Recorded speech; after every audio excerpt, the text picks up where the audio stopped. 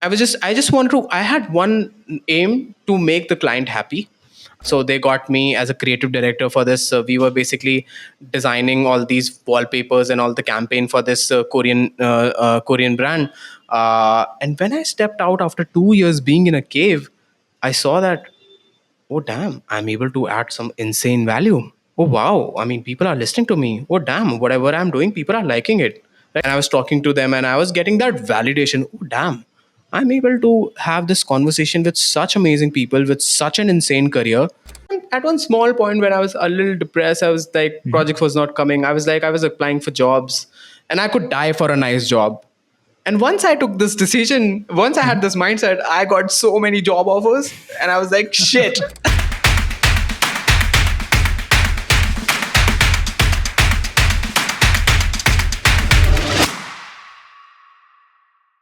Hello everyone, welcome to the episode 7th of the VYRus Show, a podcast about raw discussion on design. And today we have a very special guest. We have a very the moment I met Deepak, I was so fascinated by the energy that I immediately thought, "Ki, I want this guy. I want this guy on my podcast. Bhai ki baat karni hai inse." So today we have Deepak, founder of Psych Labs, and who's a very great designer. I saw the work, and I'm a big fan of the typography that you do, man. So for those who don't know about Deepak, would you like to tell us about yourself and how you ended up in design, and tell us about your story?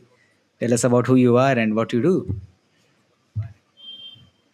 All right. I mean, awesome to be here, Vaibhav. I think it's an honor that you've invited me. And let's try to make it as valuable as possible. So yeah, I'm Deepak. I'm a designer. I mean, lately I've been doing more sales and biz dev than design. So yeah, been running a design agency for around 3 years. Been working around product design, brand building. Most of the stuff that out there on the internet is not related to the agency. So yeah, I would maybe definitely I can take you through about what we've been doing, what we are trying to do. So yeah, I mean, did you want me to like start from the Definitely, beginning or you like? can go from anywhere, like as long as back as you want. You can go back to your childhood. No worries. We all are here to understand and Yeah, talk for about sure. you, understand about you. Would love to share about that for sure. I've done a podcast, so I think I absolutely love to talk. I love to talk about the failures, the things that I've done right, learnings from each other. So yeah, I think so. I've spent most of my life. I was born and brought up in New Delhi. That's where I spent most of my life. Studied there. In a normal middle class family, not even a single designer around me. So it was definitely not something that I kind of expected to become. So I think my first time I think I came close to design was when I was 13 years old. I think it sounds pretty early. So I think I've asked my mother that I wanted to buy a PC, if I could buy a computer, and she told me that we are only investing enough money if you're learning it through.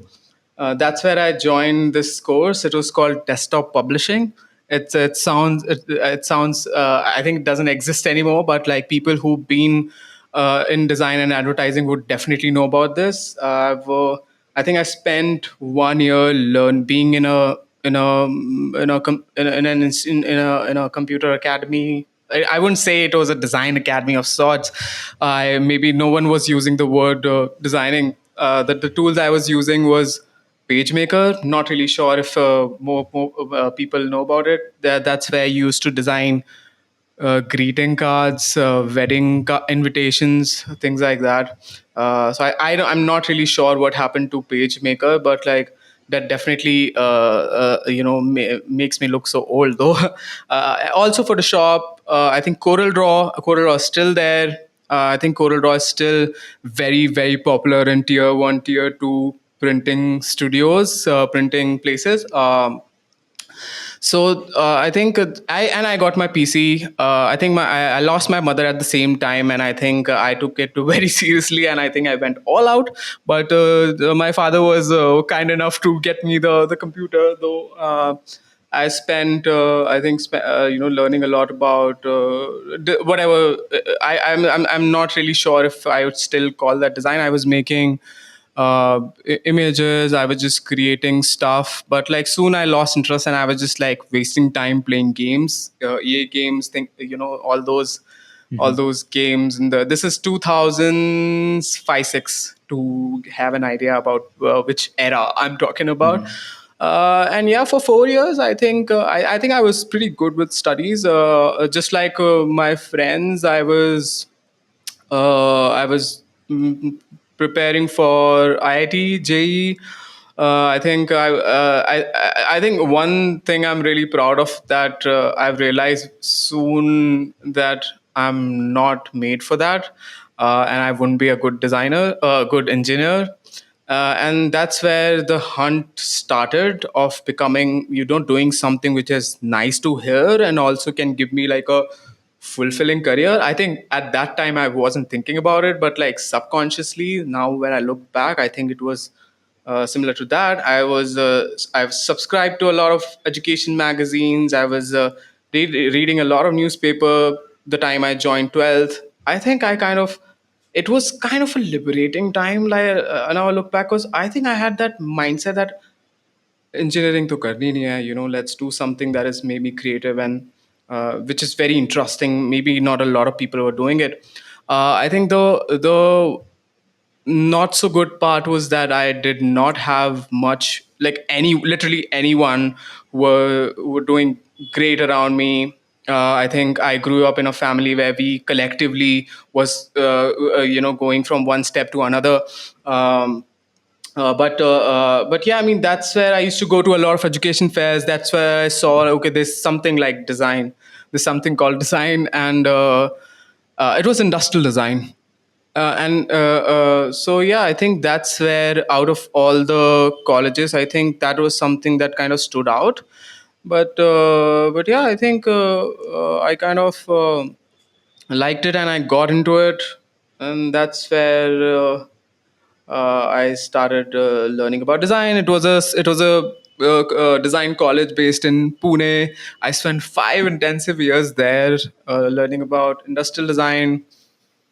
So yeah, I mean, if it would be awesome if I can keep going on. If you can, maybe like we can have some direction where you want to go Definitely, and like. definitely. I was about to jump straight in because there is a lot of things that are similar. First of all, like this engineering part. I am also engineer. I graduated last month, like in May, and I still like. I was also in the same journey of like not going with the crowd, and I also felt that key. I was a the alone designer, the only designer around me. There was everyone was engineer, or was people who was doing nothing. So I thought kuch alag karte. And it is glad to understand that people like you are also there. Like this is something that is happening with other people also. So and right now, even in this time, there are a lot of engineers who are still want to do in design, who are getting introduced to design. And our parents are up like parents are also understanding the scope of design. They're not forcing them to nahi engineer hi bano, nahi designer hi bano, doctor bano, aisa kuch. So that was a very fantastic story. And talking about your experience in like 5 years of experience, 5 years you dedicated for studying design. Tell us about your early career. Like how was the experience while studying, and what did you experience just after you graduated? Yeah. I mean, as you said, Vaibhav, I think a lot of us, I mean, it's just most of the time we just need to pave our own path. I think the time where I was kind of going out of school was different. I think internet was not there much. If I have to do it again, I'm not going to college. Right. It's maybe an unpopular opinion, whatever you say, but I think we have enough resources, enough platform, enough people who are ready to help you. And I think it's an amazing, it's a beautiful time to be a creative, to be a designer, and it's also great to see a lot of people from different backgrounds shifting to design. Like I think recently I met someone who was from a medical field, shifted to UI UX. That's insane, right? Yeah. So which is amazing. So yeah, going back to my college, I think So I was a person who never stepped out. I think I was living in Delhi still. It was like I had a really nice ecosystem where at least I could go to education fairs or see people what they were doing. So yeah, I mean, it was in Pune, so I think that it was the first time ever that I stepped out of my city. Right, so it was definitely different experience. I think the language was different, and I think Pune. So I think as someone who's from Delhi, I think it was always I always had a dream. I think around me there was not a lot of greenery. I think, and I always crave to live in a place where it's maybe green, a little spacious. So I think that exactly happened. So the first shock was that, damn, why this place is so beautiful. I think the college was like 8-10 kilometers from the city. It's called Loni Kalbur. Loni also means butter in Marathi, if I'm not wrong. So I think it was super intense. Yeah, Vaibhav. It was. I think. So by the way, I think it's a totally different story in itself. I think that this college I'm talking about, it was called DSK ISD Rupika. That college was only could be there for around 9 years, 10 years. It was probably the best design college India has ever seen. The amount of money these folks have put into the campus and the curriculum was just amazing. And without even realizing, I mean, it took me some time to understand that, oh damn, I think I'm at the best place I could be. I think 30% of the people in our college was from Europe, and even a lot of our professors was French. So we always had that international outlook and some kind of an exposure. In my hostel, my neighbor Charlie became a good friend. He made me, he showed me so many things about his culture and the art. And there's another guy, Biscuit. It doesn't pronounce Biscuit, it's maybe Bisky or something, but like we just used to call him Biscuit. He used to do a lot of graffiti, a lot of art. A bunch of folks were like really good used to play really good football. So the culture was there, was just amazing. It was almost felt like that I was studying in abroad or something. So I think that was really amazing. But while the culture and all was like really amazing, the expectation to be in that college was just insane. And I think so. My attendance in for 5 years I was there was maybe 98-99%. We were 62 people who started in my batch, but the time we graduated after 5 years was around 32 people, out of which 7 or 8 people joined like after third year.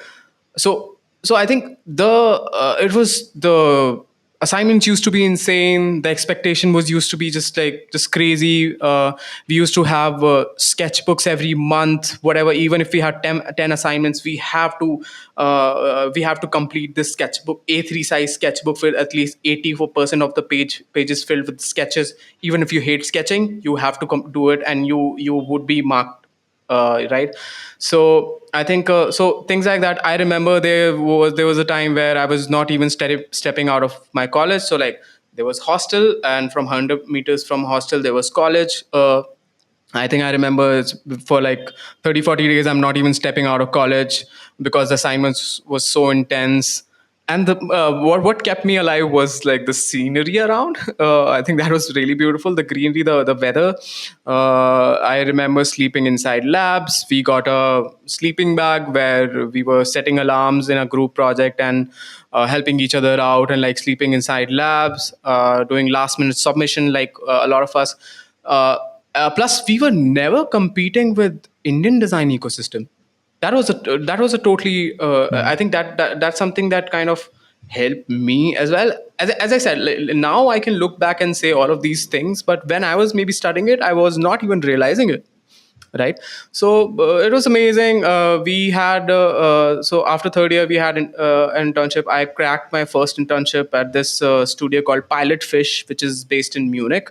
I think we Indians always have issues with finding visas, especially if you are a designer. If you're a doctor or an engineer, it's not very difficult. But if you're a designer, it's always a tough task, because Europeans and like US have a lot of designers who are good enough. And right, so it's not just about building that portfolio, but also like going through that getting the visa phase. So yeah, 5 years of intense learning. I think the people around me, I've definitely come across the most genuine, the most hardworking people I've ever seen to date. So I think it just 5 years of being in that ecosystem is something that I think played a very important role in my life. Most of my peers are killing it, probably the finest designers in the world. My closest friends are in companies like Ducati, Italy. I think there's so much. Alstom, France. Even in India, one of my best friend is running India's one of the. They are probably creating one of the best. I mean, they are probably one of the best agencies out there, and gonna be in the top 1% list in definitely next 5 to 10 years, including us. So I think I feel very proud, and I think that's something where I kind of I feel that it was an advantage to me. But again, as I said, it came at a cost, right? Okay. So yeah, I mean, it was definitely insane. 5 years, wow, right? It's like half a decade. I can't even think about doing it all again. That you just told us so much things that people will need to process this, because you just shared a bunch of information and knowledge that we as a designer, as a self-taught designers, don't have the access to.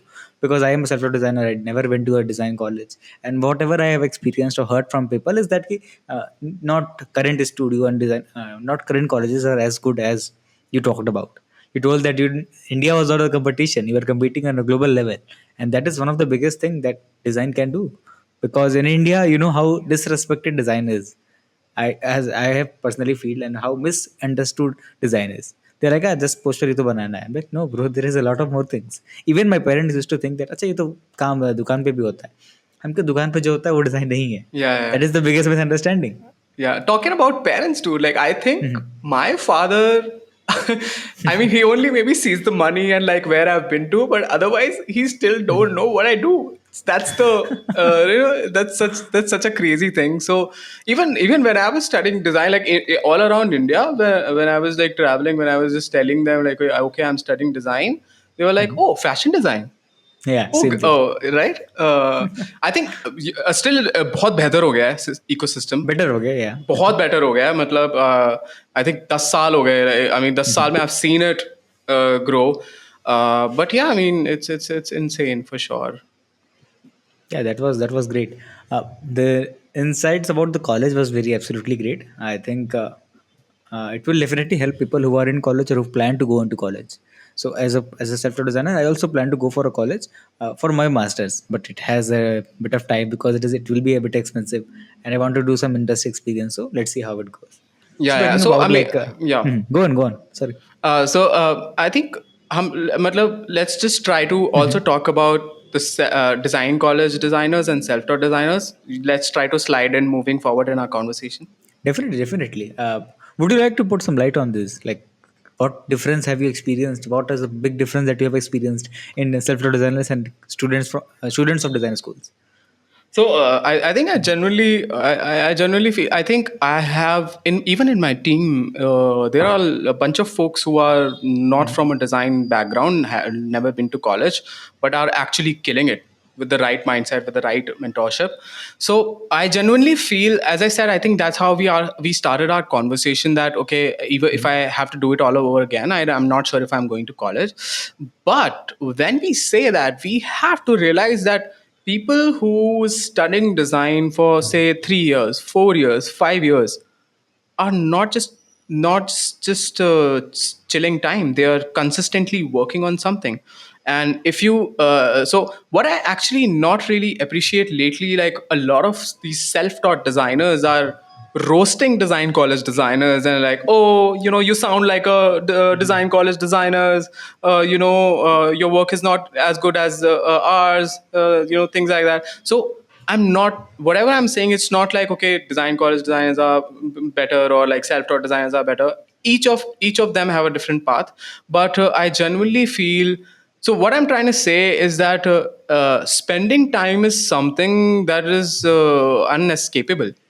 You can't be just like, oh, I put down all the objectives, put down what am I looking for, and like chat gpt or claude gives me like a insane amount of research or whatnot. So I think a lot of folks are just skipping this process and like making portfolios because it has become so easy to create that portfolio. So I think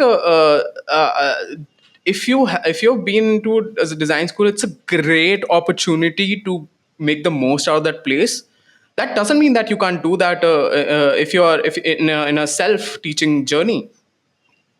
So yeah, it just more things gonna come as we move forward in the conversation, but all in all, it's just I think we should not be judging each other as a collective, as a design collective to oh, you are not from a design school, or you're not cool enough, oh, you're from a design school, oh, don't talk to me. I've been casually like on Twitter, a lot of people with like a lot of followers, they're just casually just throwing, don't want to take names, I'm sure you would get an idea what I'm trying to talk about. And they're just casually roasting each other. I think it's really bad for the ecosystem.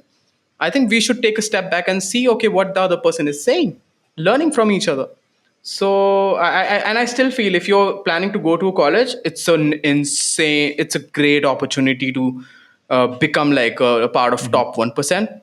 That doesn't mean you can't be a part of 1% without the right education. But in It will be that case, harder. Yeah. it was much harder, and you need to be more disciplined. You need to show up every day without anyone's pressure. But yeah, I mean, having the right mentors can help as well. So yeah, that's what I feel about it. Yeah, I think that is what I have also experienced. I have seen like there are a lot of like where I used to work, there were a lot of seniors who were also like whenever they see a application from a design school or a student of a design, they were like, क्या है ये अच्छा नहीं है, ये पैसा बर्बाद कर रहे हैं, ऐसा कर रहे हैं. I'm like, you don't have to judge. Even if any discipline you go in, any discipline you go in engineering, not every student of a class will be the best. Not everyone is interested in that, so you can't judge with design school also. And Yeah, I have seen people from design school who are killing it absolutely like on a next level as compared to a self-taught designer. They are getting their first job or internship in a company that a self-taught designer will take 2 to 3 years of experience to get there. So it is much harder for a self-taught designer to compete. But we have been experiencing a lot of switching of like career switching from like you guys also mentioned that medical field people are coming into this. I've seen lawyers and accountants coming to design.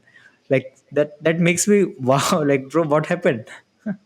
So that exactly. doesn't, Yeah. yeah, exactly. And I think I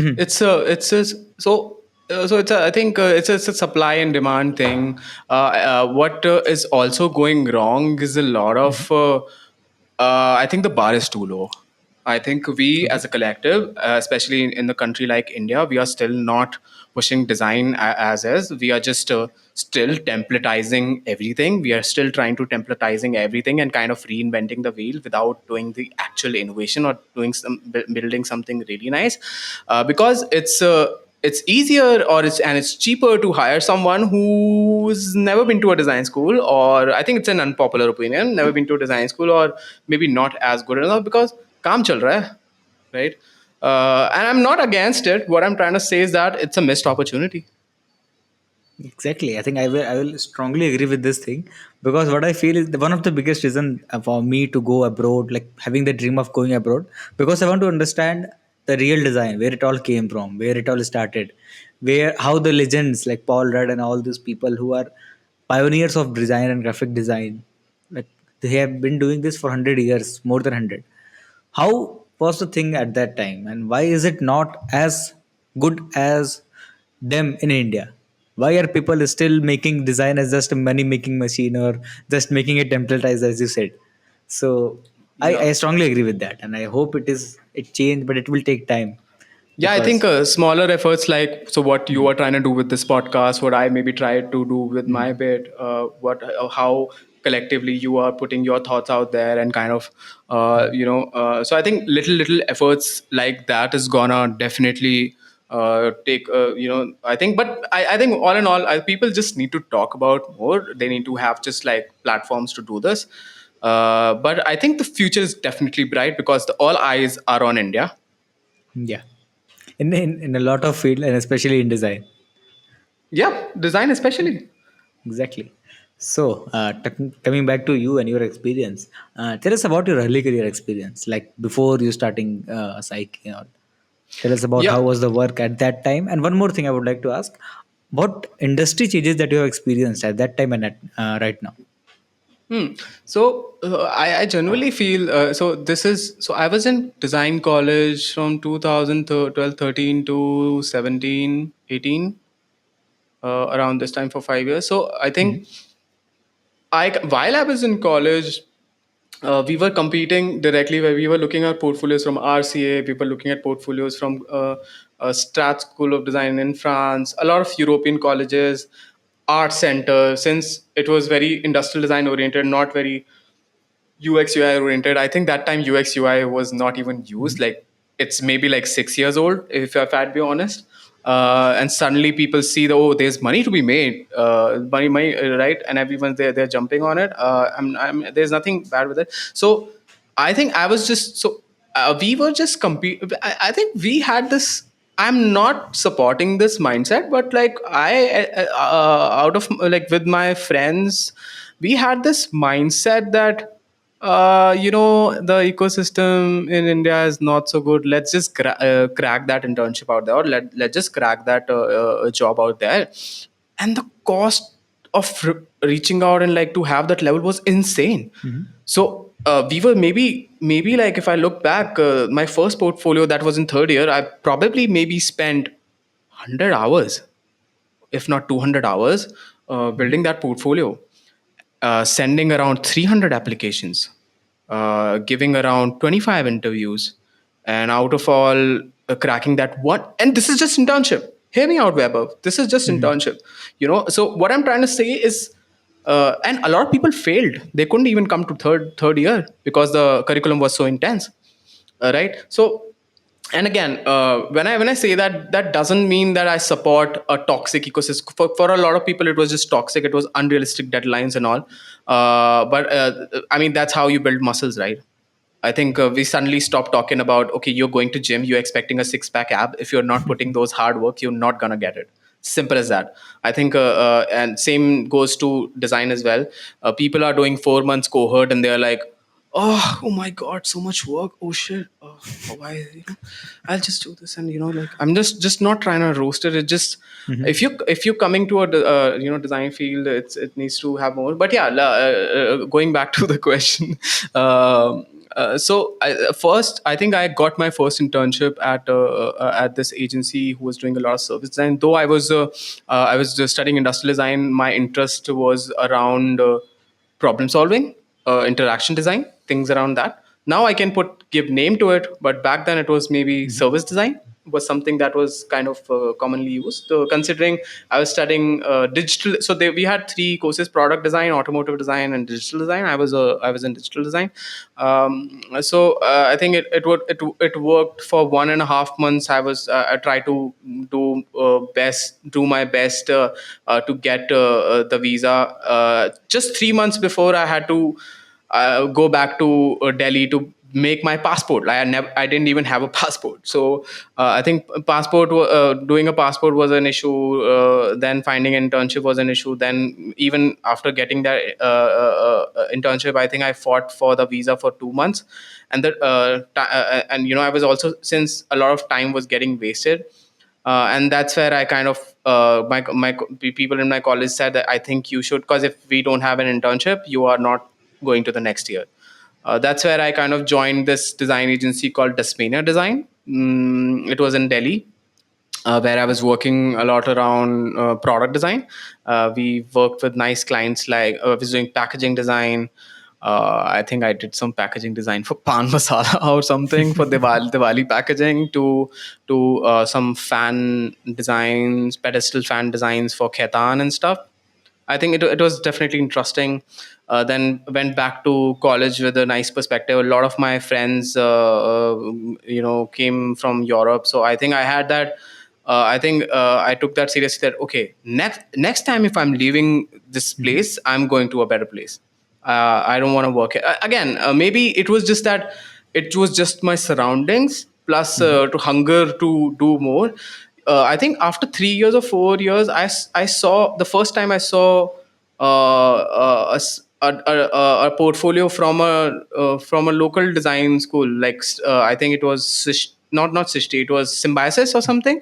We saw Okay. portfolios and we clearly saw the difference. I think MIT was pretty near to us. MIT used to be like 2 kilometers from our college. So we used to interact a lot. I think MIT still. I think I recently one of few of my mentees are from there, and a lot of portfolios I recently saw. I think they're creating good work. So after fifth year, we have another internship. Like after fourth year, I think I got myself into this one of the larger OEM in the country. Don't want to take the name. And in the process, I managed to get myself a contractual job for a year at this design agency in Paris. And I think it made me so excited. But I mean, when I say it made me so excited, I also remember the pain of not getting my visa a few years back. So I think that was definitely in that, I was like super nervous that, okay, at any cost, I didn't want to lose that opportunity. Plus, since I had that pressure of, not, that okay, in the end, we also have to get a job, right? You have to get a job. You have to pay back your loan. I was studying there on a loan. And That's where I kind of accepted this OEM's offer. And in next few weeks, I got this opportunity to work in a design agency in Paris. That's where I kind of convinced my professors to please help me say no to this OEM, because it was kind of rude, right? If you say, if you kind of accept something and you say no to them, I think it's very unprofessional. But at the same time, I think my mindset was something else. And it worked out. That was the first time ever I stepped out of my country. It was probably the best feeling I've ever had. It For a minute, it felt like happiness because I think I spent a lot of time on my portfolio giving so many interviews at a really really nice places. So that was consistently boosting my confidence. But at the same time, again, I'm saying it from a perspective I have today. Maybe back then I was maybe being naive. I was maybe not following, like doing like the right things. So yeah, I mean, then I think I took my flight from. I think my flight was from Delhi to Helsinki to Paris. I entered that city, and man, I think what an experience it was. I think I had that mindset. I had that mindset to just I mean, every day I'm gonna make the most. I have, with this mindset, I was just went to that city. I managed to find myself a nice and a cozy place. So this the person who used to be my landlord used to be a philosopher, and one thing he said that there are around 100 books in your room. Would you mind staying in that room? It's already has like, it's like a huge library not a library, like a bookshelf with like around 100 books. I'm like, no, that's like the perfect space, that's like the perfect room I can have. I just want to get up, looking at these books. Even most of these books were in French, but like it felt good, right? That was really interesting. And I think another thing I haven't mentioned is that me with the couple of my best friends, we started a music label in college. So the idea of, we got inspired from the European culture, and we saw there was like a, we recently, we genuinely fell in love with this music. It's house music and electronic music. And what we could do with that, we started this initiative called Our Deep Movement. It was like a podcast but a mixtape for like 1 and 1.5 hour every day for every day. Like we were finding 4 or 5 artists and we were reaching out to them, just like we do podcasts, right? Okay, would you like to be to come as a guest? We were asking them if you would like to do a mixtape. I'm trying to go very very quick here for this quick story. So what this led is to, it basically kind of built some rapport in the music label scene in Europe. So by the time I entered Paris, I already had some friends I knew through internet who were DJs and things like that. So I think so while we were so right now so we I think now it's been 10 years. We started in 2014. We are not doing it anymore. It was always a side thing. We were never went into full time, but we still managed to get like around 150 mixes, which means we hosted more than 150 DJs from all over the world. And there are more than 3 lakh recurring listeners from all over the world. It's on SoundCloud. You can check it out. We can maybe add the link. So what also, I think while we were living that, we were also learning how to build something, right? We were understanding the value of how to build anything. And again, I haven't been on social media for a longest time. I mean, I've been living in a cave, and maybe we were not sharing a lot about that. Maybe this is the time. Platforms like these. So I was in Paris. I think it was in the city center. We had a small team of 15 people. We were working around a lot of creative direction, a lot of 3D stuff.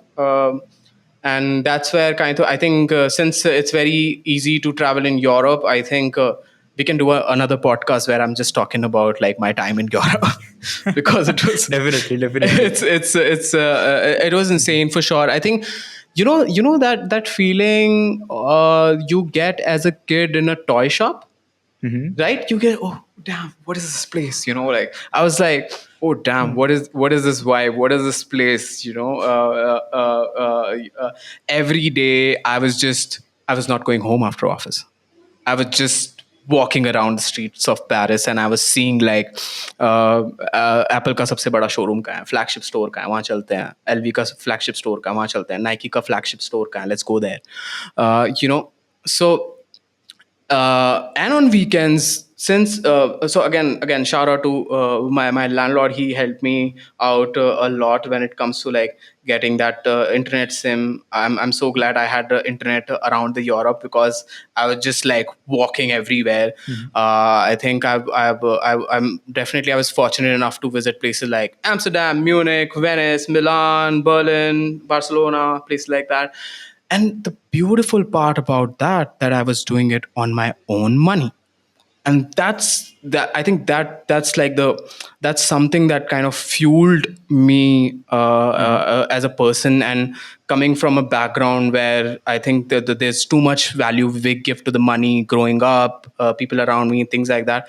So I think again, maybe while I was living that, I was not realizing, because I think I spent too much. I was not saving at all. But I think I have no regrets. Whatever I was earning, I was. So I saw one of the world's biggest auto show, Geneva Motor Show. I was at Lemo 24 hours.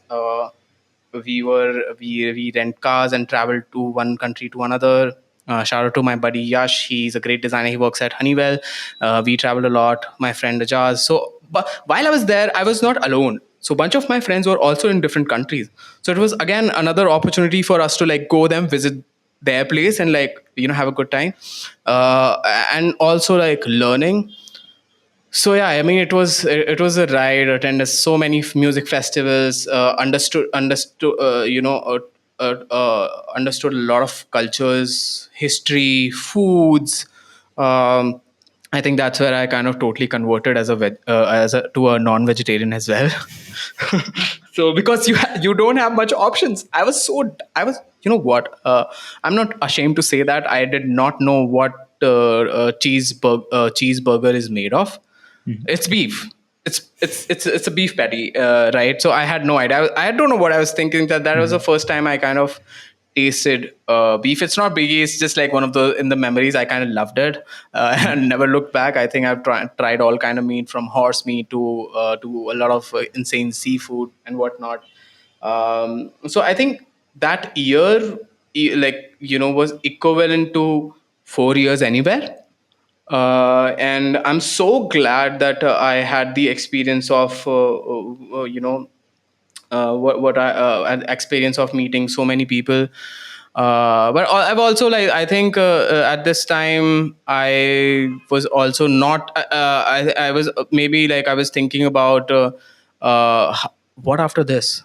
When this is gonna end, what's gonna happen after this? So I started applying for another job while I was in the middle of this opportunity. And yeah, that's where I think I found myself an opportunity at Decathlon, which was in the south of France.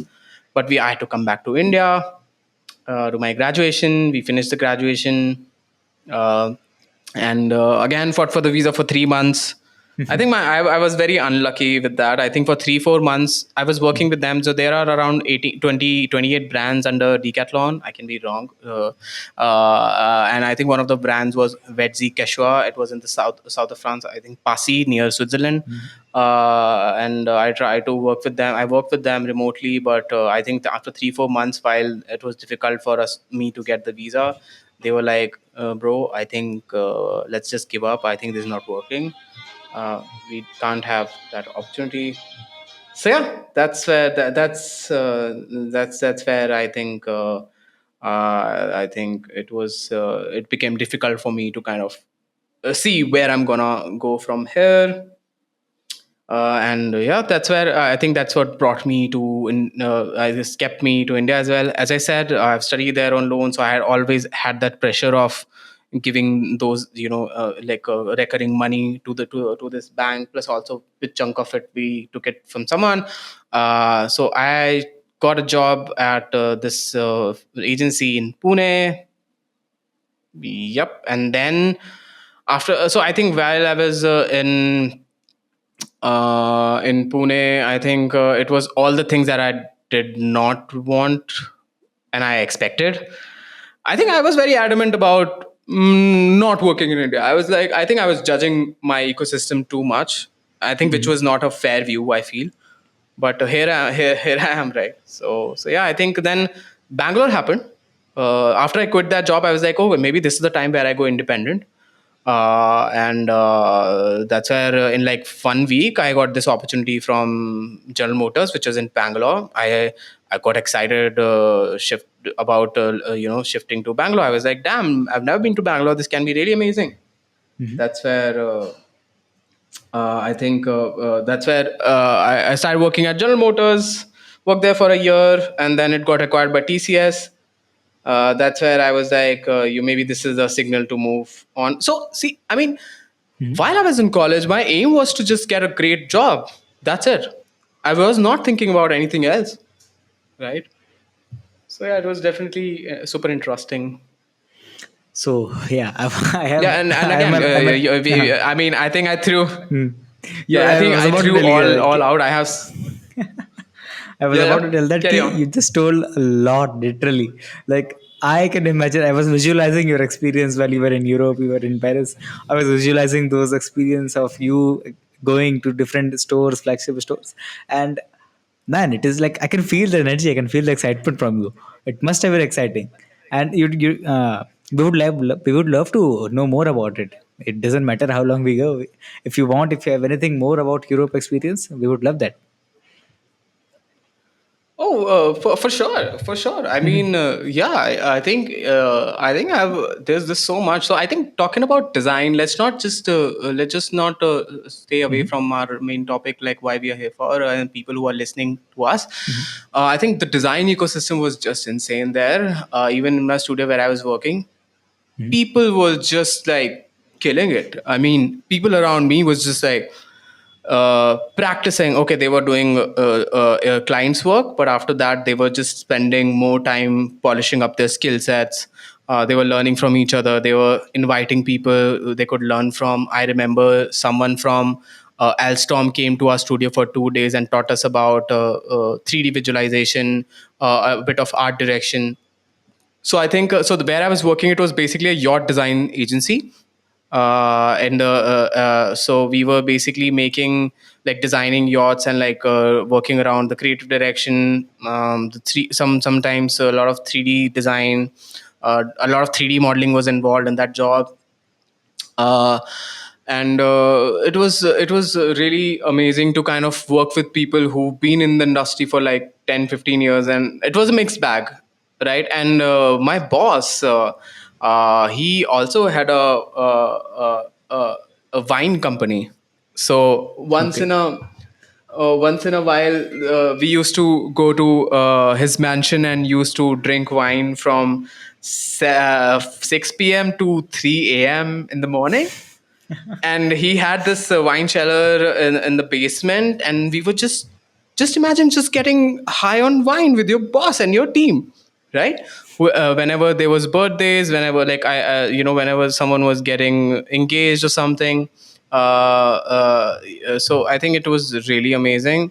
So one of us used to have this huge van that could have like 12 people. So all of us used to like go inside that van and used to like roam around Parisian streets, which is amazing. And I'm sitting behind, I'm like, oh damn, what is this experience? So that's something. This is like one of the many experiences. I remember going to record labels. I'm a big fan of vinyl records. We have like around 110 vinyls that we got from Europe. And it's so we were I was going to all the record stores in Paris. I was Wherever I was going, I was finding record labels. I was in Brussels. I was looking for record labels. But again, right, I mean, we if you are, I maybe have a few pictures about it, or like, because we I was just like experiencing it. And like, so these days I think it's also about, I mean, for a lot of people it's just about the life that they can show out there. But and we I think so I think at that time, I think this is 2018. We did not have that mindset where we were. So I was like, maybe not. I was just like experiencing stuff. Maybe my phone is switched off for like few hours. I don't really care. And I was going to design festivals. I've been to a bunch of design festivals as well in France. Sadly, it was in French, so I couldn't maybe make the most out of them. But I could see the visuals. I was saying, "Oh, damn, this looks nice, right?" They were maybe explaining the process and all. But it was difficult for me. But I was learning French as well. Maybe at least to read. My amazing landlord used to also teach French. And he used to insist so much that I should learn French if I need to stay here for more. But I just wanted to party. I just wanted to go out, right? So that was really amazing. I think been to Copenhagen. I think when it comes to design, Copenhagen was like the place to be. Denmark, Danish Museum, a lot of whatever. Always keeping like some brochures, magazines, prints. I have like a huge chunk of it kept at home.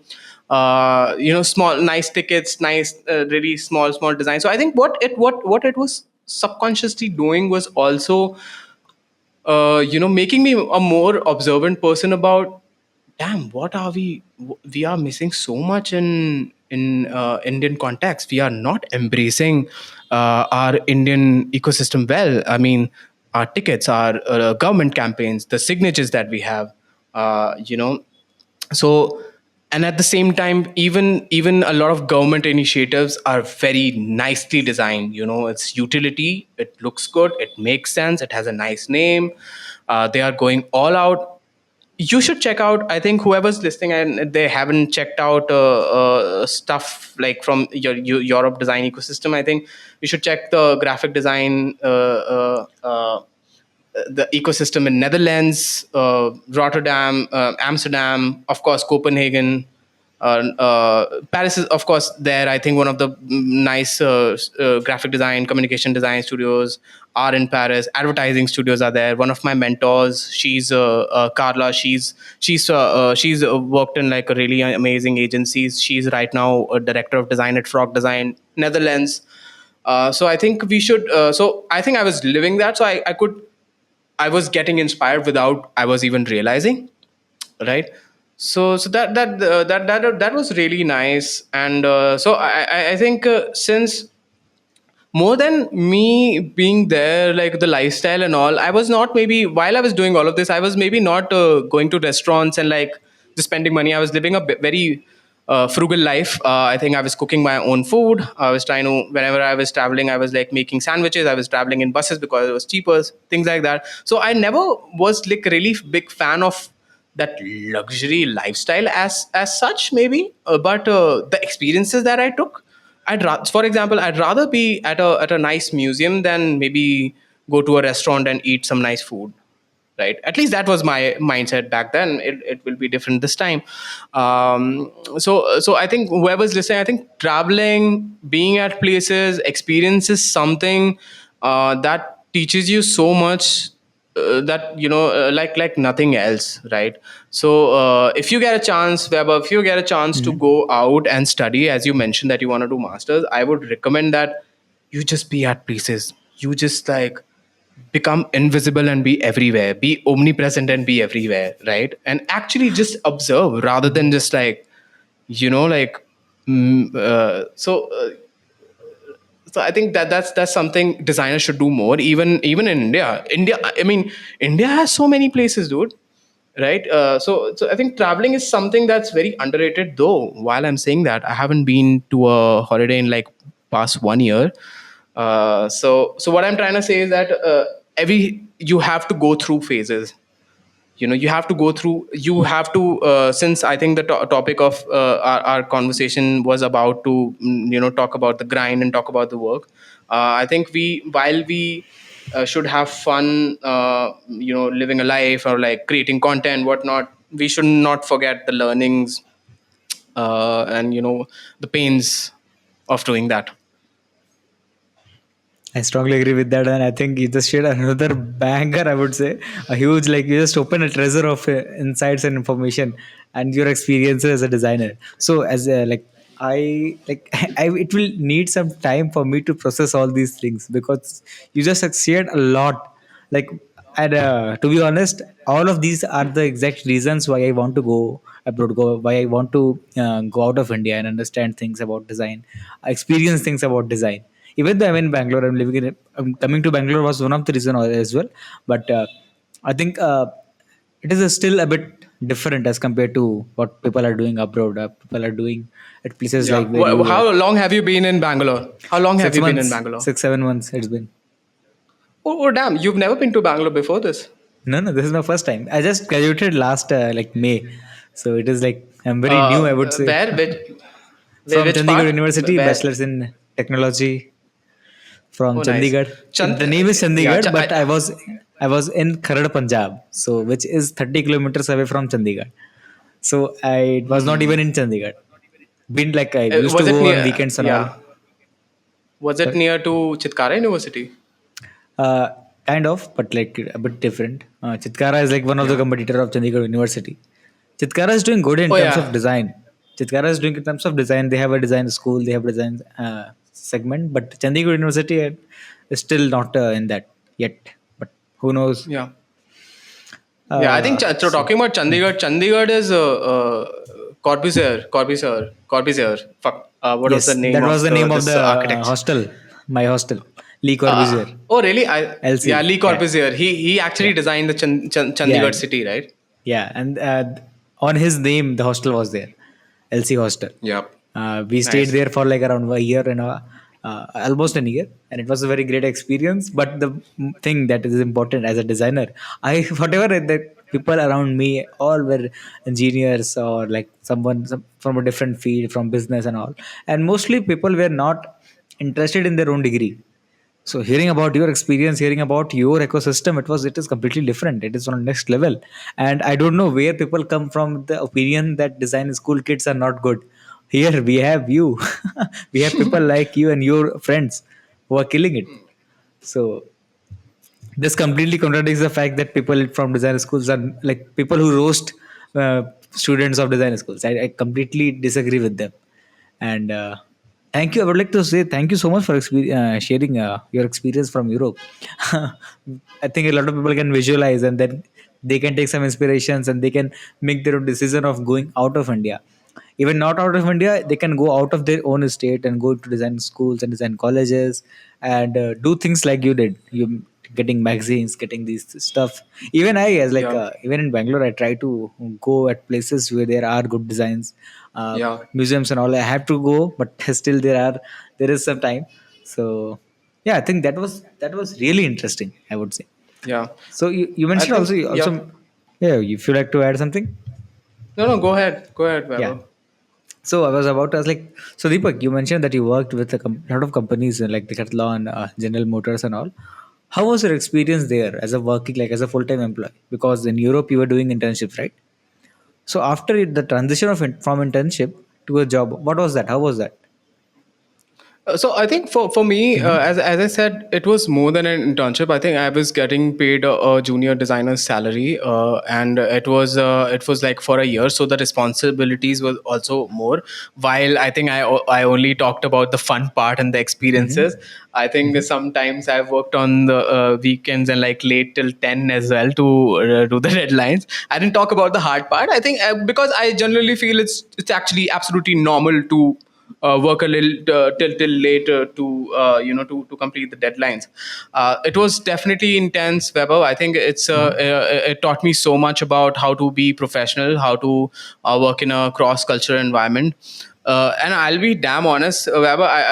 And again, I don't want people to consider that whatever I'm saying, I mean, can apply to all of them. But for me, I think since we went through this painful process of just consistently like grinding, hustling, just like going extra mile, doing just improving your project, it was not really tough for me when I got a real job, right?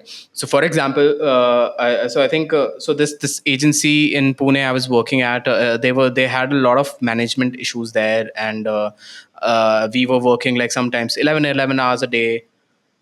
I was just the only thing that I was not maybe enjoying that was my learning curve, but like work never felt a lot to me even when I was working for 11 hours, right? So it was definitely intense. It was around automotive design, and so and I think I got I would also say that once you work in a system where you learn, once you work in a system where you see that okay, you are improving every other day, you can clearly see yourself where you were last week and before that, you would love, as a designer, as a creative, you that's like an ideal ecosystem, right? So I think I did not get that ecosystem. I think today as we speak in India there are really amazing teams, let me tell you.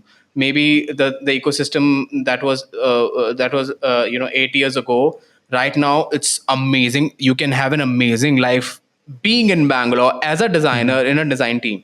There are teams that I've chilled with from Justpay. Justpay has 60 designers.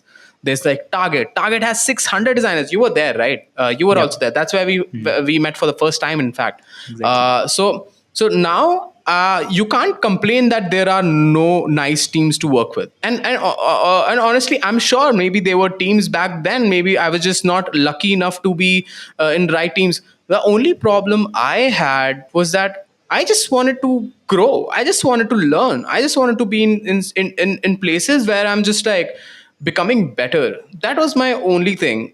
And that was my only complaint. If I'm not growing, I'm asking questions. And I think the ecosystem around me was not letting me ask a lot of questions. So I think that was the problem, at least around me. So it was something that kind of I did not expect it. Though I was very adamant about not working out here, but at the same time, sometimes whatever you manifest, you get. Even the wrong things, even the things that you don't want, but you say it so many times that you get exactly that. Right?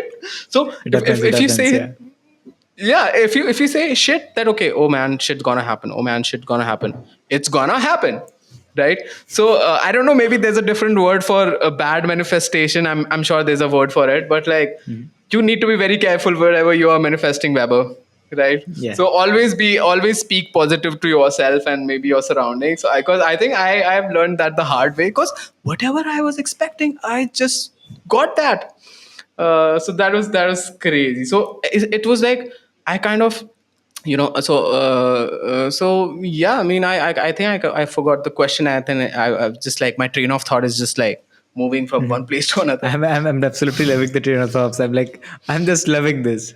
I can go on and on and on. Like we can do this for 4 hours. Yeah, I yeah, don't mind. But thing is, we have limited times, and yeah, not yeah. sure Let's just people move a will little be forward. interested. Yeah, Yeah, definitely, yeah, yeah, yeah. definitely. Exactly, So my question exactly. was that your experience after you already answered the question. That was like how you transition from internship and intern to a full time job, and how the things that you experienced in Europe helped you when you came back to India because you did your full time job in Pune, right? Yep, So yep. how was that? Like anything would you like to add? Yeah, yeah, for sure. So Hmm. I mean, so I was working at General Motors, and I think around that when it was acquired by TCS, it was also coincidentally was I think around the pandemic. So while I think I put down the paper, I was like, you know what, maybe. So after Pune, I was like, okay, maybe this is the time where I just move from one place to another. But after working at General Motors for a year, I was like, maybe this is the time, right? But I think I put down the paper in 2 3 months. Pandemic came, and I think I had another opportunity at this really big, huge OEM based in Sweden. If the pandemic wouldn't be there, I think I would be applying for the visa. But I think that's where I kind of on the ground, and I was damn confused. Plus, also it was very depressing to see the whole world. I mean, I'm sure for all of us there was something. I mean, a lot of us was just depressed and like was just clueless. It was a waste of time. I think for 5 6 months, the first I think I spent my pandemic in Bangalore in a 4 BHK with a friend. He's now like a brother to me. He's living in Canada. He's a game designer now. Shout out to Shubham. He's again, I saw him transforming his life. How we were when we were in that place, and now how he is doing in his life. So for those 5 6 months, I think it was very clueless. So I think for me, what advantage I have had at this moment, that I kind of got exposed to what's happening out there, right? I got exposed to oh, this is what good design is all about. Oh, this is what good culture is all about. So rather than complaining about the culture, rather than finding the right team, why can't you build one? Was something that came to my mind, and that's where I kind of upskilled myself, did a bunch of courses, try to get people on call. I think this is 2020 21, and that's where I think I started doing freelancing.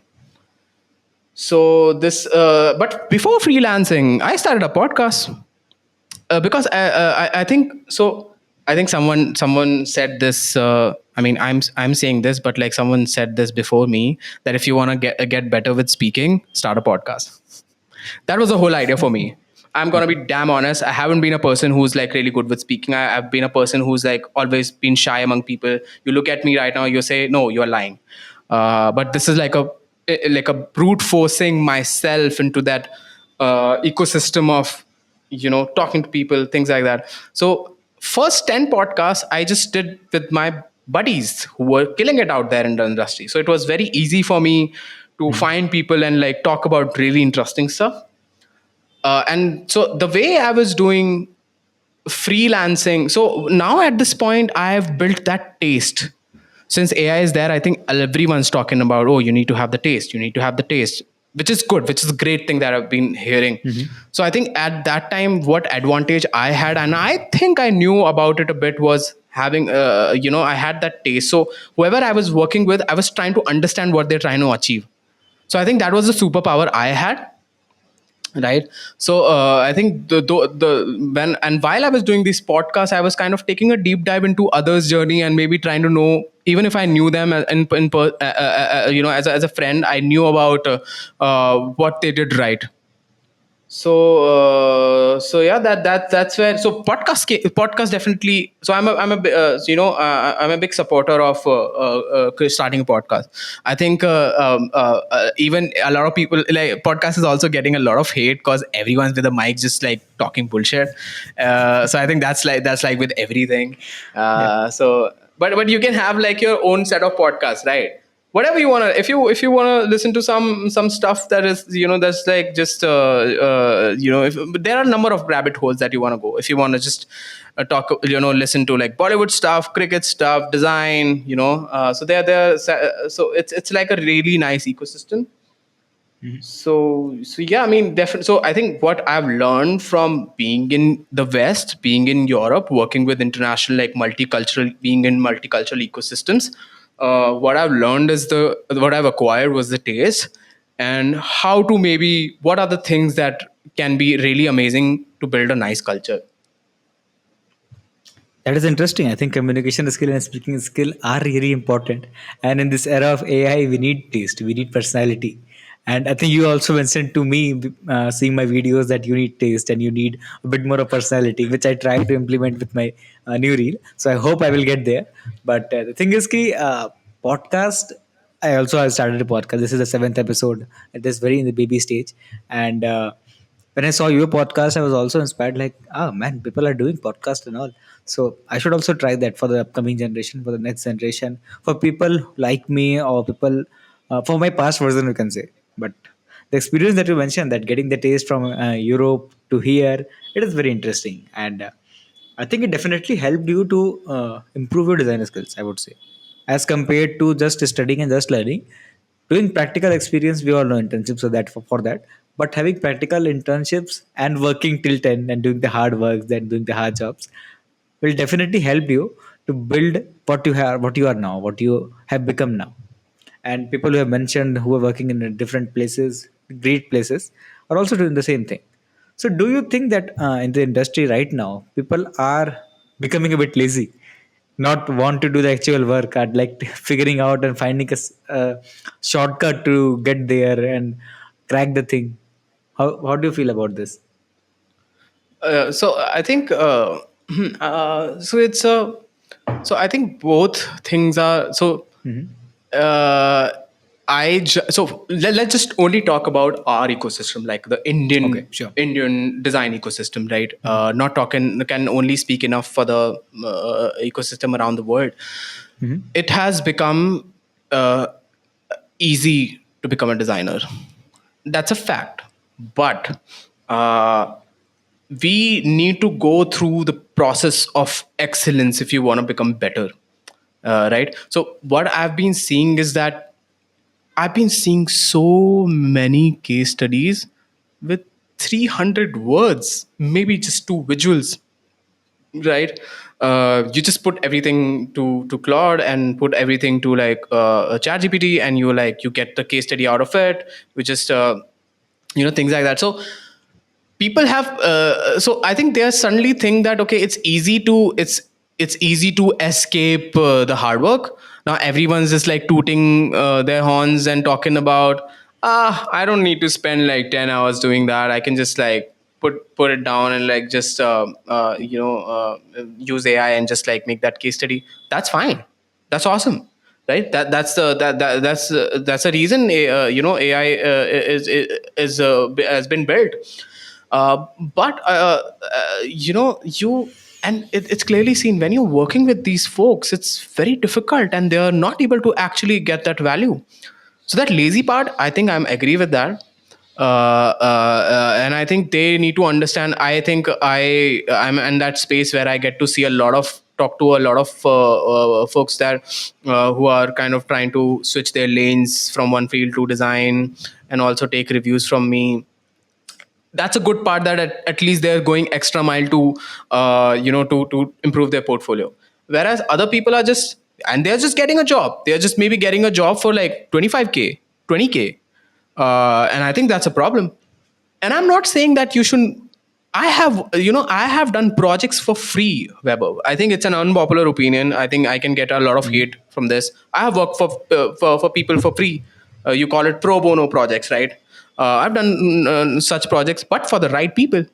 So and right now you just can't you if you talk about it, you get a lot of hate, because they're just skipping the work, and they're just they're just because they are getting a job, they go, oh, मेरे को तो job मिल गई, मेरे को क्यों improve करना है, या मेरे को क्या करना है, and they just like, just because we don't have that thriving ecosystem, but we are reaching that. That's a great part. Nobody just says a word. So I think that's gonna be a problem moving forward. And also, what is also a problem I'm seeing is that just because they are associated with this company, agency, or whatnot, they think that they have this superior outlook of sorts. I think that's very problematic. That's what I've been seeing a lot. So other, it's okay. I'm a lazy person. I think no, I wouldn't say I'm a lazy person, but like, I'm maybe not productive most of the time. But that's all right. You're not a machine. You're a human. But but you need to understand that this is no there's no shortcut. You need to create those case studies. You need to go deeper. You need to not just show your case studies, but also tell a story. What brought you here. As we are talking about taste, show me your personality. Okay, your case studies are good. It's all right. It's nice. You made a website. Wow. Show me your personality. Show me what you're thinking. Show me how you came from one step from the problems to solution. So I think that's been missing, and no one's saying a word about it, right? So I think this is something that bothers me a bit. I think that is what the whole idea of this episode is, like doing the actual work and not finding the shortcut, like not looking for the shortcuts, because life is not a shortcut. We all know that. It's all about the journey. It's all about the experience, and the experience like yours, and even better, people can get as like it is all subjective. So one thing I would like to ask, like you just shared a lot of interesting insight, but we'll come back to that. I have few things that I would like to understand, and what made you, like the most important thing, what made you start Psyche? What made you start Psyche Lab? Like you have been doing a lot of things. You must have a good enough experience. Then what was the turning point? What was the point that made you like, loud, let's start something of our own? Yeah, yeah. I mean, so I think while I was doing freelancing, I was not even realizing that I was working like an agency. So I was a freelancer, but the kind of projects that I was getting was industry agnostic. We were getting. I think I had a really nice skill set from graphic design. I knew Photoshop, I knew Blender, I knew Maya, I knew Keyshot, VRED. So I knew around 10 softwares, and like I was definitely at least above average, if not average. I think that I had that superpower, and that's where. But the kind of projects I was getting, and I was assigning people who were much better at that job than me. So, for example, if I was getting a branding project, I was finding someone who was already good with that, who can do a much better job than me, and I was getting them on board, and like paying them accordingly. So, and I was not realizing. I just wanted to. I had one aim to make the client happy. I just had one aim. If they are coming to me, they are not going anywhere. So this was, I think this was this something that I think helped me, other than 10 things. I was talking to a lot of people who are industry leaders, and I was talking to them, and I was getting that validation. Oh, damn, I'm able to have this conversation with such amazing people with such an insane career. I think I have that, because for the longest time I was just like, maybe it doesn't sound like, but I was kind of doubting myself for a long time, and I was like, maybe I'm not good enough. Maybe, like, maybe it's maybe people who people who have such skills can only run a business, right? Plus, I think I also thought that uh, uh, oh, you make a great portfolio, you do amazing work, and clients gonna come from left, right, center. But that was a fairy tale. It was a fairy tale, and I've realized, oh damn, no, it's a different game. But I've kind of collaborated with a couple of agencies, and I've talked to the founders how they were working, and I was like, I was kind of surprised, and it was bizarre to me that the way they were working was so bad. I mean, it was not sustainable at all. They did not know anything about the design process. They were not making their client happy.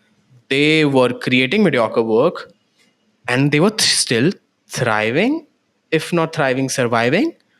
So it's a bunch of things that was like, oh, if I can. So number one, oh, I'm talking to such amazing people. I'm able to have that conversation with them. I can do good things. Then the other one was, oh, I'm able to create good work. I have a decent portfolio. Then number three, if they can do it, why can't I?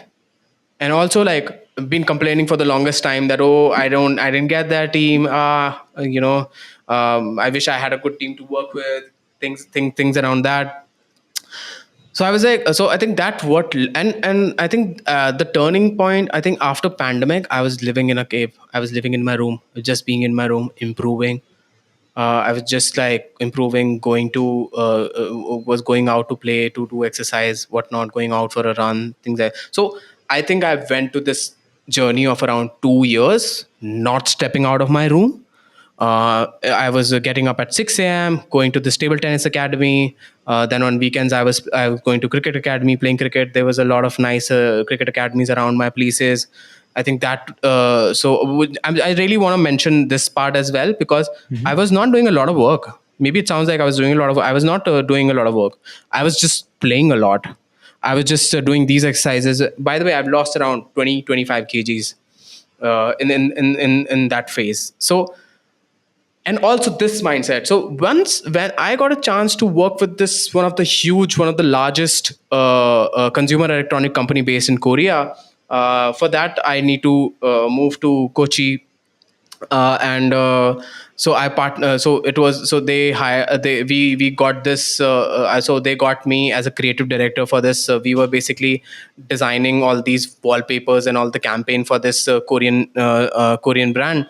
And when I stepped out after 2 years being in a cave, I saw that, oh damn, I'm able to add some insane value. Oh wow, I mean, people are listening to me. Oh damn, whatever I'm doing, people are liking it, right? So since last 5 minutes, the things I've mentioned, like, one thing to another to another. Then when I went back home after Kerala, after Kochi, I registered my company. And before that, I took a halt in Bangalore. I met this guy who's running a really amazing SaaS company. They are doing like around 10 million ARR. And the founder, I met the founder, and he actually wanted to hire me. And he was like, you create your own role if you want to work like a co-founder, whatnot. And then I was like, I mean, I think I'm gonna start my own thing. I think this is the time. So there was something going within me, right? For past 2 years, what I was doing, uh, I was seeing where I was kind of maybe a little mindful about where I'm going from one place to another.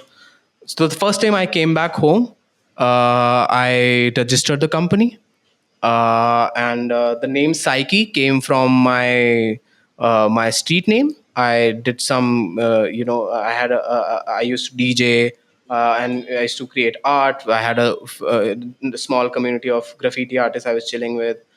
So yeah, I think I just changed the spelling and kind of incorporated that. That was the first thing came to my head, and I didn't think much. The reason for the name Psyche was, it just mean human. It just mean the mindset. It just means the soul. So whatever we see, whatever we do, I think it's your psyche that perceives it. So I think that was a simple and direct name for the agency. Very interesting story. I was very curious about the name, and I was about to ask how you came with that particular name. But understanding those all experiences behind you getting to the particular stage, and even deciding that you will go for your own thing instead of going for a co-founder or something, it is like it must have taken a big decision. It was a big decision because like there is an opportunity that is coming to you, and you are like, no, I don't want this. I would like to do something on my own, which is uh, very interesting and very daring, I would say. So Yeah, I mean, that I can understand. in these, yeah, in Go these on, in go on. these years, I think in these years I got number of opportunities to do amazing jobs. you know what, at one small point when I was a little depressed, I was like, project was not coming, I was like, I was applying for jobs, and I could die for a nice job. And once I took this decision, once I had this mindset, I got so many job offers, and I was like, shit. It Right? happens. Yeah. So yeah, you need to understand, like, you need to just see like what's happening in your surroundings. Mhm. So, very interesting story behind getting this started, behind getting this. Uh, would you like to call Psyche.lab as agency or a studio or something It's else? an agency. It's a design agency. It's called Psyche. Lab is something that we use, but it's like the name is Psyche, and we are. I honestly don't know the difference between agency and a studio. To be very honest, everyone just calls their design studio a studio. For example, this is a studio, but it's an agency. The agency model. I think I'm just we are working around product design and brand building. We've been working with a lot of tech companies. We are currently working. I'm really proud to say that we are currently working with one of the largest gaming Web3 company, building a really nice nutraceutical brand, doing everything from scratch, from their naming exercise to their website to art direction, building a product around AI that is backed by Microsoft, helping decentralized banking system startup make their pitch decks and also their branding. So all in all, we are mostly working around products and brand building. And also, while I say this, I think I've been doing a lot of unsexy work because we haven't been updating a lot of work on our Instagram and our website. So if you go there, they're probably it's like 3 year old. Uh, so I think that's a problem that I'm trying to solve in next 6 months. Uh-huh. But That yeah, it's interesting. yeah, you were adding something. Yeah, I was just talking about that. I mean, it's just see. I think building up. I think I building a portfolio. So it's like portfolio of an agency, right? Of course, I have a portfolio of. I have an insane portfolio that I may be not allowed to share out there. That's in fact what is getting me projects that I'm doing right now. But yeah, so what I'm trying to also say that is portfolio only does enough. Vaibhav. Portfolio is not just everything. I think it needs to be out there. It needs to be up to the mark. But Yeah. it's also the five things around that. Portfolio, we all know that how important it is and how important it is to like let people know what you are doing and of what quality you are doing. The kind of work you have in a portfolio, the kind of client you are getting. That is the basic rule that we all follow. Hundred So percent. like yeah, so like pretty interesting that I was about to ask that a brief introduction or a brief about the psyche. You already mentioned that, and I think that clears a lot of questions. Uh, One thing I would like to understand is that like how many years it has been when you since you started Psyche? I think it's been around 3 years. So Hmm.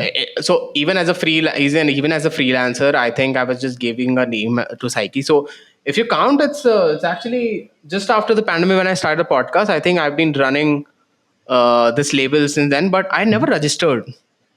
Okay. For registration, 2.5 years around. We are a small team of 10 people. Plus, we have a nucleus of independent designers. A lot of mentees that we have. Sometimes I work with them, so it's very. It's really. I'm in a nice space to work with designers like you. Even we can collaborate if we have some Mhm. right fit. So I think that's something that is that helps. Yeah, networking, the most important thing. That's the reason we are here, Yeah, and that is yeah, the reason. exactly. Yeah.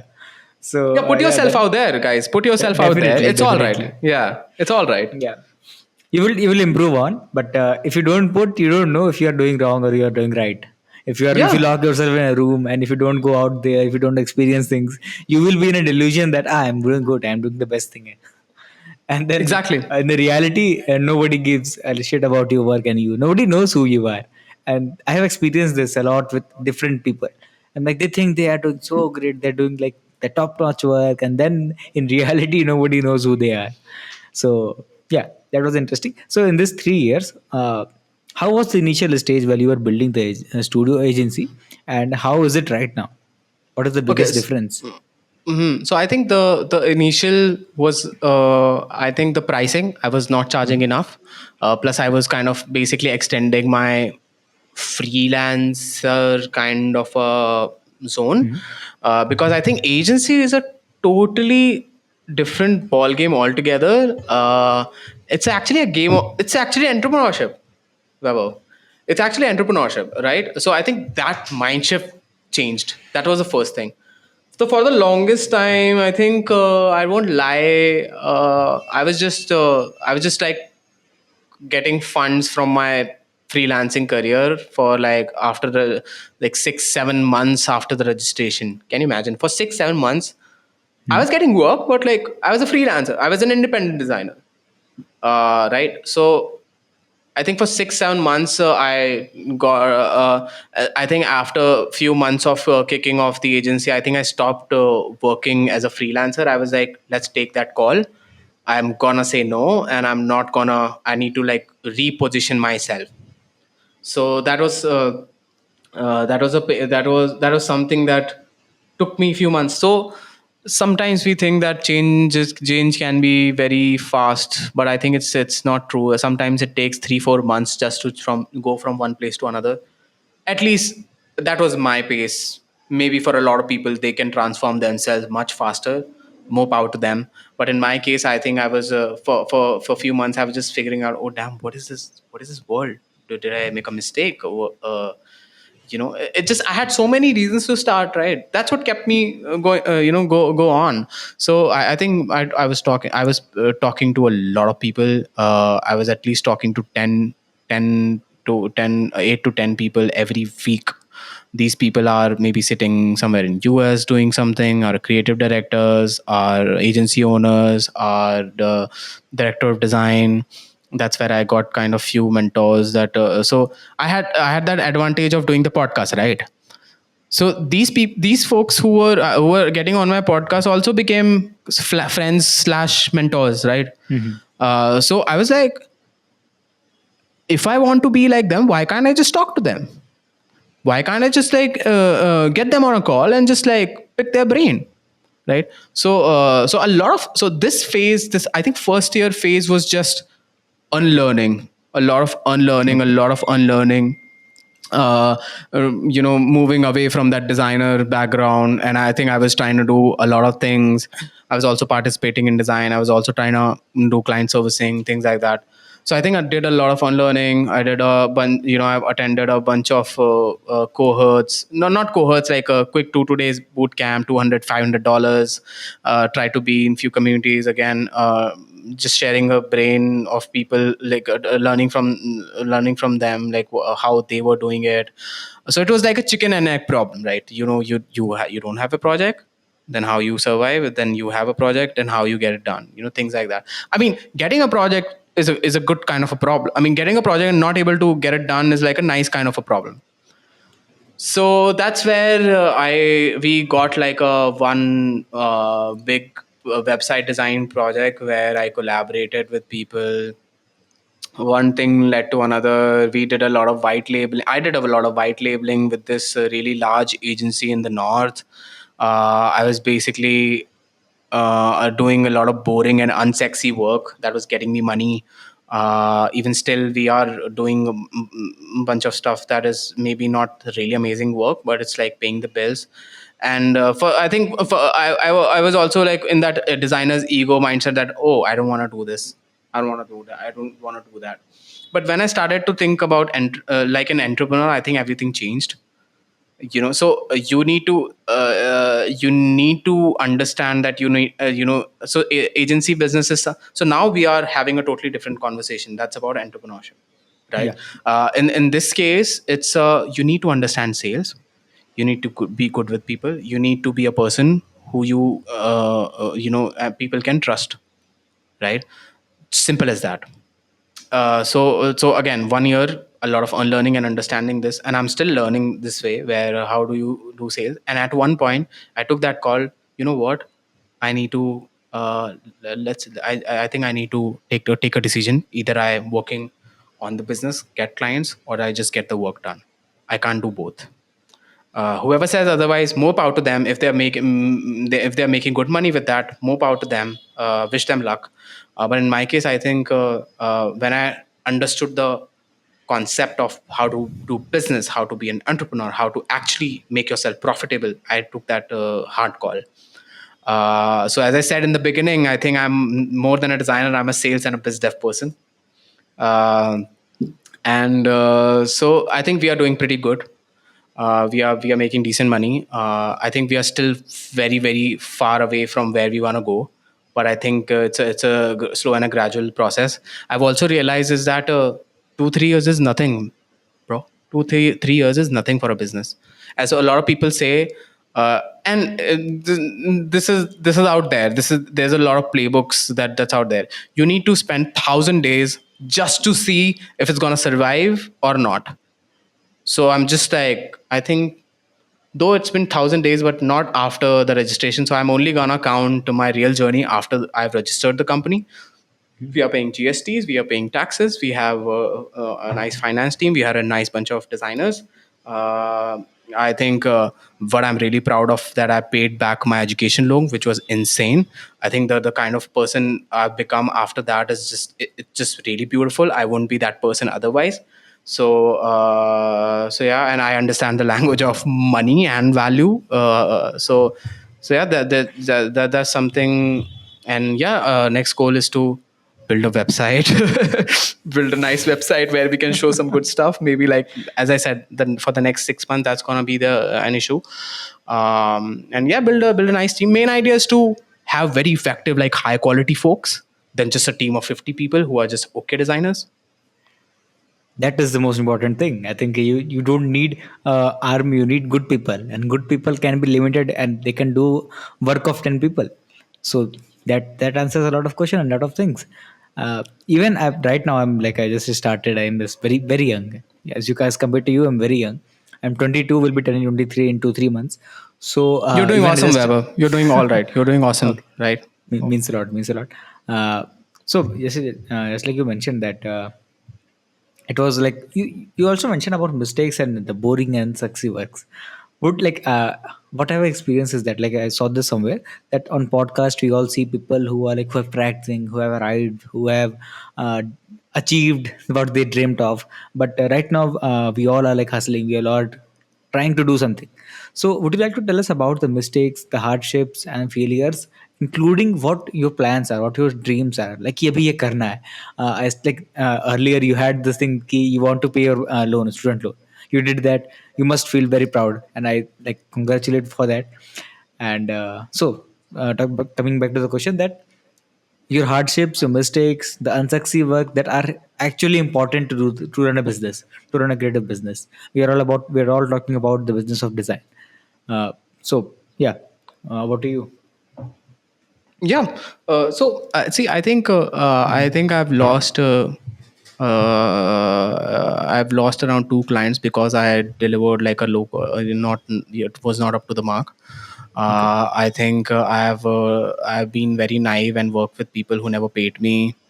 I think these are basic mistakes that everyone do. Though as a freelancer, I was pretty intense, and I pretty like Mhm. I had my boundaries and all. But as an agency, I was like, let's just try that method. I think I've lost around 10 lakhs, doing these mistakes. So these mistakes. So how I kind of took it, that this is the money that I've paid to learn. That's how I took it. That's like learning to, in order to learn that you had to pay that money. So I thought it like that. Um, when I say unsexy work, it's a lot of enterprise boring stuff that enterprise don't want to do, and maybe repetitive things like that. So that's some unsexy work that I'm talking about. Difficulties for sure. I think the it never gets easy, Pepper. I think it's as I said, it's not a designer's journey.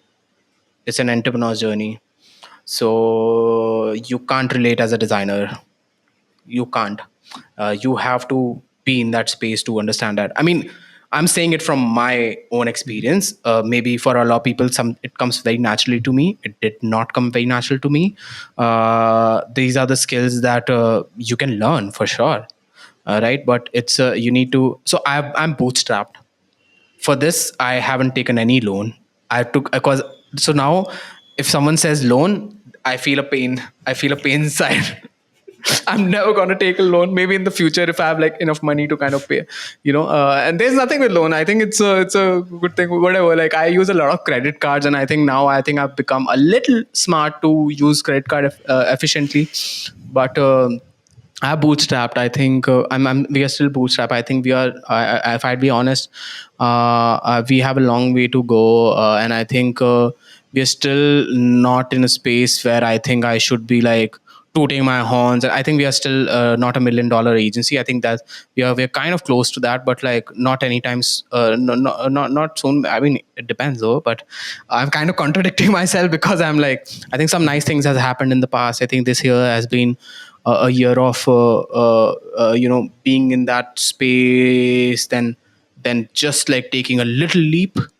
I think that which is nice, but again, it comes at a cost. This is that situation where if it's going all right, you can't be like complacent. You can't be complacent. Oh, it's going all right. And if it's bad, you can't be depressed, right? So you need to constantly be find a balance, right? If the work is going all right, if you're making money, you should not be complacent, because in next 2 months everything can change. Yeah. So getting this mindset in itself, like it's very easy for me to say now, but understanding it properly is something that is wild. And right, and what is common thing that you need to understand is that you got to stay humble. There's no other way what I could understand. I've talked to millionaires, I've talked to people who are doing good business, who bootstrapped. One common thing I've noticed was that all of them are grounded. People who are quirky, who are an assholes, are probably not doing good enough. Yeah, I've experienced that. Like I've seen people who are like good, who are young, who are making good money, have good fame, but are very arrogant, are like having a superiority complex. Like I've achieved. You are very below me. तुम बहुत छोटे हो, बहुत नीचे हो हमसे तुम. So I've experienced that. But yeah, that is very true. But that is very important, being humble. And Even as a designer, you know what, I work at Atlassian. मेरा 60 लाख का पैकेज है, 50 लाख का पैकेज है. Bro, 3 साल में तू you will be, can be in a totally different space. You won't even realize what can happen in 2-3 years. exactly. You right now, Vaibhav, sitting there having this conversation, in 3 years, in 4 years, you can flip your life. Right? So we need to understand that as a designer. अपना designer outlook से करके, oh, portfolio, followers, cloud, that's important. In fact, I'm playing that game, Weber. For the longest time, I've realized it's been just 1 year. I'm trying to put myself out there on LinkedIn, Twitter, because I understand this game. It's a lost opportunity if you're not using it. I've also seen that you are also creating nice reels, and I think it's really nice to see and try to know you more as a person. So I understand that game as well, but it's actually like for example, the people when I was at your age, 21, 22, people I used to look forward to. Wow, yeah, I just want to be like them. And I'm at this stage and I'm now looking at them, I feel, for some of them I feel a little sad. So what I'm trying to say here, I'm not trying to demean anyone. What I'm trying to say is that it's a game of balance. It's a game of consistency. It's a game of consistent being true to yourself. So it's a very philosophical thing. It's not something that you can only learn from failures and like putting consistently, like throwing those arrows. That is very true, I would say. Like the thing that you tell, like you have idols, you have people who you look up to, and then there is a time that you are on a level with them. Like you realize that you reach there and there is nothing to be fond of. That you find nothing. ये तो कुछ भी नहीं है, तो अब हम कर सकते हैं. So you get into that stage. Then you need to find a different idol. Then you need to find someone else to get ahead, to get up, and to grow. And I Yeah, think and that in is the true. end, it's yeah, in the end, it's just you versus you, Weber. Definitely. That is I the thing. can't be yeah, I can't be comparing with you. Or yaar, iske 6,000 followers हैं या 20,000 followers हैं, 1 lakh followers हैं, shit यार मेरे नहीं है. So I think we do that a lot. I think it's a very designers thing, creatives thing. So I think वो मुझे लगता है कि हमें चेंज करना चाहिए काफ़ी. मुझे genuinely लगता है कि एक supportive. I think more and more people should at least talk about it, if not compare करो अपने आप को, healthy compare करो, but be realistic. I mean, it's better. I better be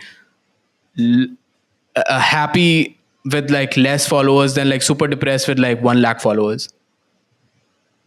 That is true. That is very true. Like everything comes at a cost, and uh, being happy with something, like sacrificing thing and being happy, it is okay. Instead of like getting everything that you want and sacrificing your happiness. And happiness is very subjective. It is like literally it varies from a time to time for a single person.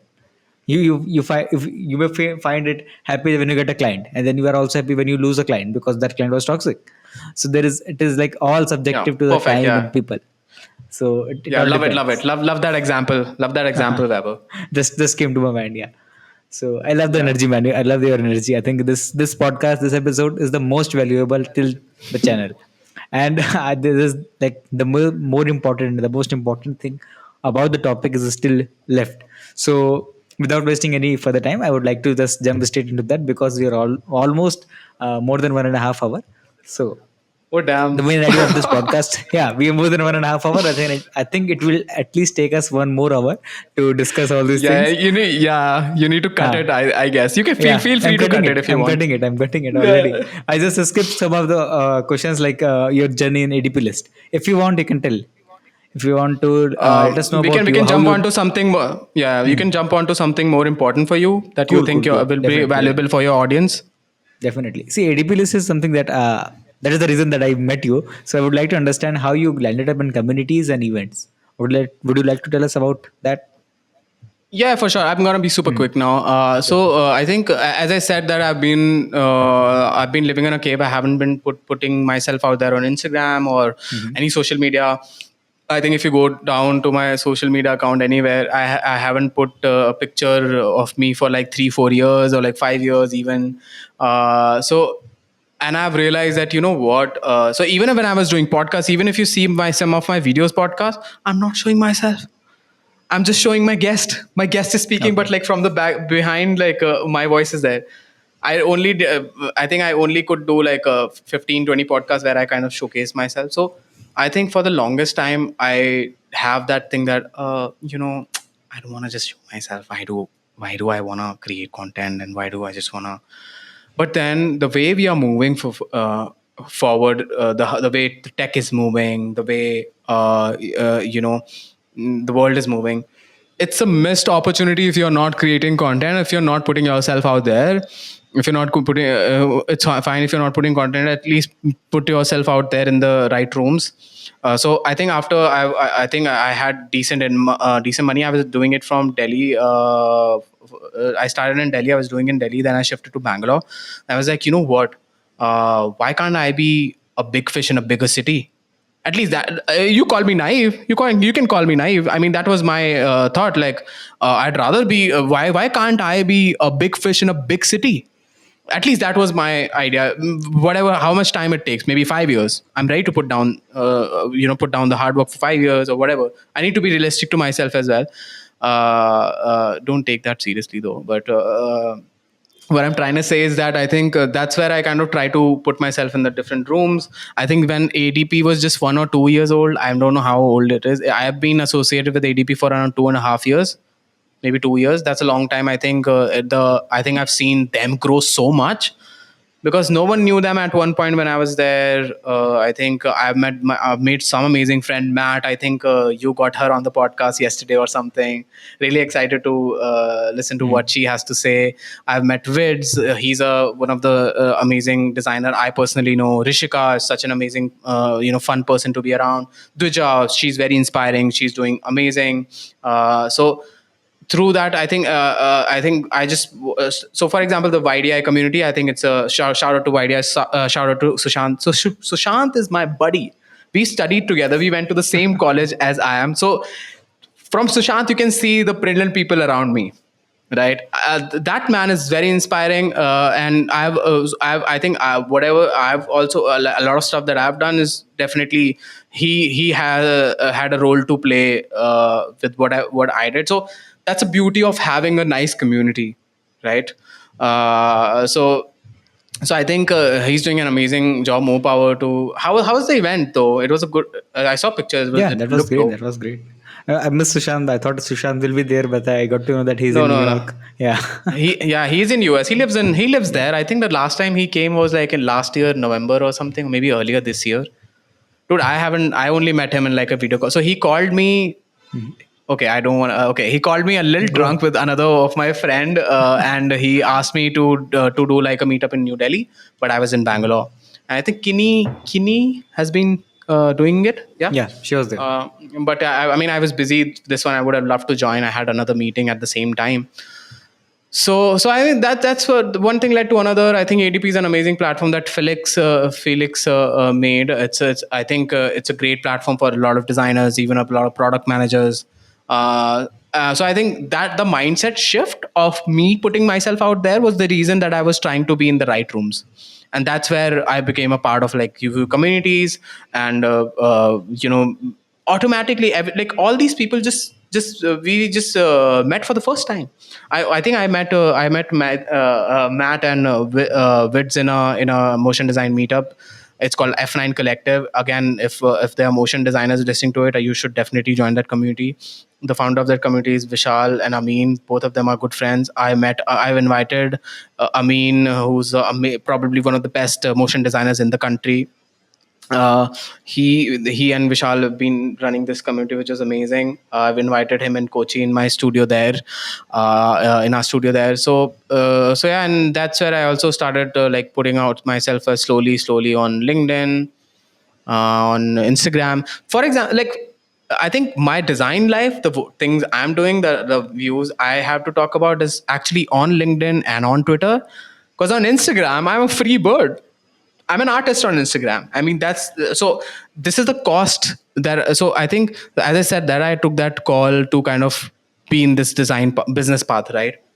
The thing I'm posting, the typography, custom typography, that's something to keep my creative soul alive. If I be very honest, Vaibhav, that's the only reason I'm doing it. I don't even get one penny. I've made the things for people for free. I've I think if people can do it, it's all right. I think I can't spend 100% of my time just doing the work. I think I need some break. I think I think when I'm creating things, it kind of takes me away from work and adds a nice perspective. So it's always a good idea to have hobbies. I was about to ask that, and people who haven't checked Deepak's Instagram, I would hugely recommend to check out. He's a great typography artist. I love each and every one of them. I'm like, bro, kaise bana leते हो ऐसा? Literally, that By the was. way, Vaibhav, it means a lot to me that you kind of took one of my artwork and printed it, gave it to me. I think like no one has ever done that to me, and I think I'm utterly grateful. Yeah, I mean, means a lot. I think I kept it in That my room. means a lot as well. Yeah. I did meet, like, I would have loved to create something different, but that was the one that I took my mind, that made like that I felt it will be easy to get it printed or get it traced, because all other were having a lot of texture and details, and I was sitting 6 Yep. a.m. before the event to make those. So it Wow. was a token of appreciation. I It was love not your work. necessary though. It was yeah. It was not necessary though. But like, ठीक Yeah. है, कोई बात नहीं. Yeah, like I wanted to give everyone something, because got like Yep. the moment I met you on the Target event, I was like, you were all busy, you were moving here and there, and like I was just seeing, and the energy that you had just grabbed my attention. That I like, this is great, this is interesting, and after that I saw you, like, you will be coming there in the next event. So I decided that these are the four people who I will be giving the poster as a token of appreciation, and that went well. So thank you for that. Thank you for bringing that up. So yeah, I will drop the link of your profile in the. I usually do. So I will drop your profile link in the description, folks. Please check that. It is great. so we will just Thank jump you. straight Thanks into for the the shout main out, Vaibhav. topic. Yeah, sure. So jumping straight to the topic, we have the most important thing that we wanted to talk about. That is doing the actual work. So before we jump straight into doing the actual work, how would you define the actual work? Do you have any specific definition, or do you like how do you differentiate that thing? Okay, I think so. Mhm. Okay, doing the actual work. So the actual work is I think you have to decide what is an actual work for you. For example, if you're a designer, if you want to become a better UI UX designer, you need to create something every day. You need to create UIs every day. If you are want to be a graphic designer, you need to create a logo a day, every day. If you are a 3D designer, you need to create something every day. This is the, and you have to decide what is the actual work that you want to do. Actual work is not, for me, it's an unpopular opinion, maybe you can hate me, but content creation and all is all right, but do the fucking work, right? So that's something that I think a lot of have been we've been skipping.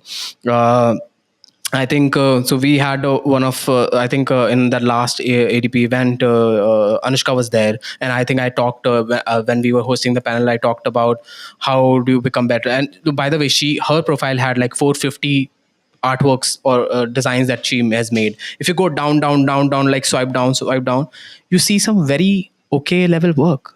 Some of it is actually bad. I shouldn't say that, but like considering her level she's at right now, right? So this is the actual work you have to find. You can't be skipping the actual work that you have to do. And let me also tell you, when I say the about the actual work, it's also uh, the bar is too low. The bar is too low. It's actually not very difficult to crack a job. It's actually not very difficult to get like maybe certain followers or to certain job or certain anything. But I think you can't achieve greatness. I think in my world, even my friends, even the people I chill with, they are people who are who have a great sense of work ethic. They understand what they want to do, where they want to go, who they want to chill with, and the cost of being in that space and being in their shoes is nothing but doing the actual work, right? So all right, I'm writing on LinkedIn. All right, you say you're talking about a story, whatever, whatever. Where's your work? Show me your work. What you can put down the table. If you're a sales guy, show me how you can add value.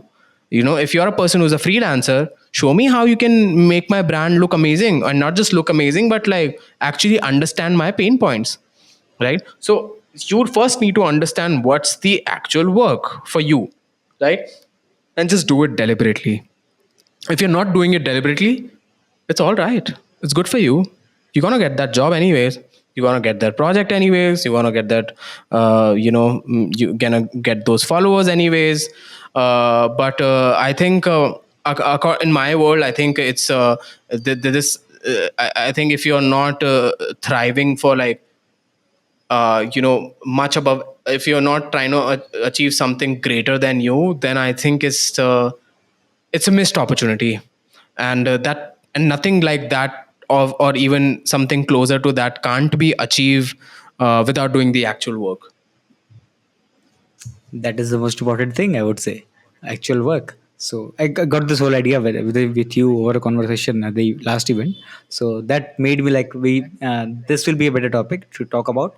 And one more reason that I feel why the actual work is important is that people, when you either a freelancer or a creative business owner or agency owner, do you think people get the wrong idea of what the things are important for the business, and they are occupied with doing things that they feel that they're important, that they're lost in something else, and those things actually doesn't matter for their business, and they're ignoring the things that actually matter for the business? Have you experienced such kind of people, or have you experienced the same thing in your past?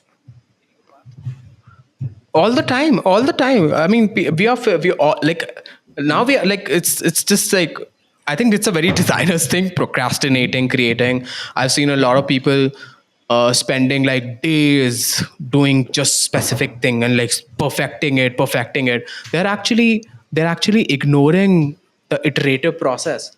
They're actually Oh. ignoring the options that they haven't tried, right? So it's a very common phenomena. Even I think, so now since you added the word business, so for example, if I when I was a freelancer, I was very naive at one point. I mean, at in one project where they basically, it was a very large basmati rice company, and we had to do some micro brandings for this set of products.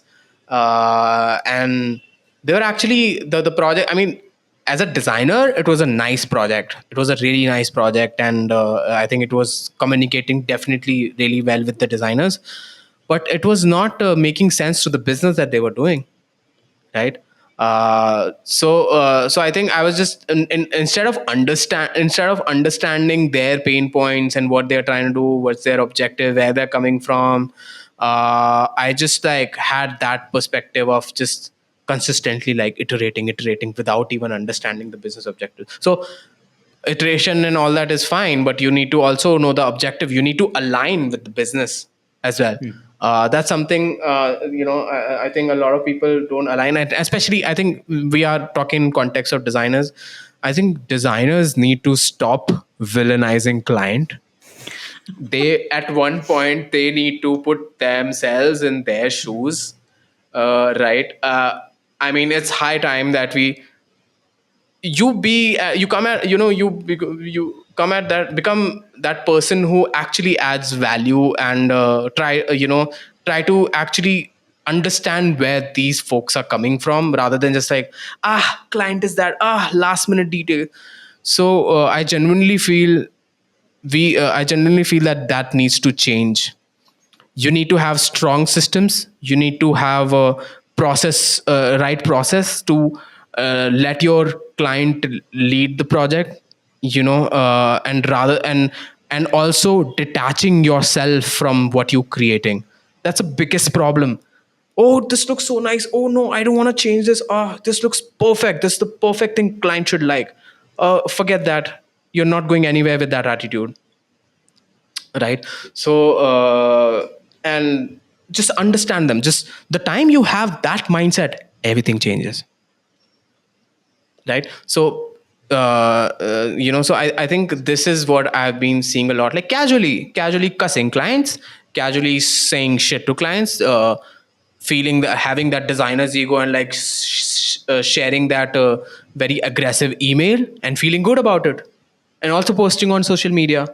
Oh, I kicked off this client. As you said, toxic clients. Yes, people are there. When I say this, it doesn't mean that toxic people are not there, but I think you should not. You should have such systems where you should not be onboarding these toxic clients Yeah, from the very first step, exactly. right? So have very specific, have processes where you don't even onboard them. Yes, there are toxic people. There are people who don't value design at all.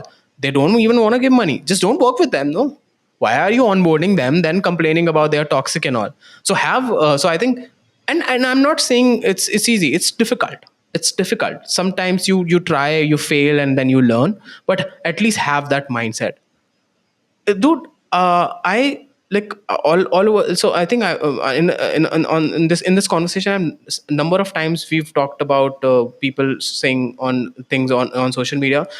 There are designers with like insane amount of followers literally saying bullshit that doesn't even make sense, and a lot of young designers are considering that, oh, ye to sahi bol raha hai, oh yeah, Exactly. yeah, that's right. Exactly. And it's so, and they are doing so much harm than good for the community, for the collective, considering we as a country are still growing.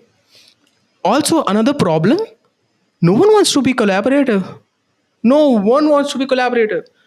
And then their pockets are empty, their bank accounts are empty, because they don't want to, they don't want to work collaboratively, right? So I think these are the some narratives that we definitely need to talk about more and change.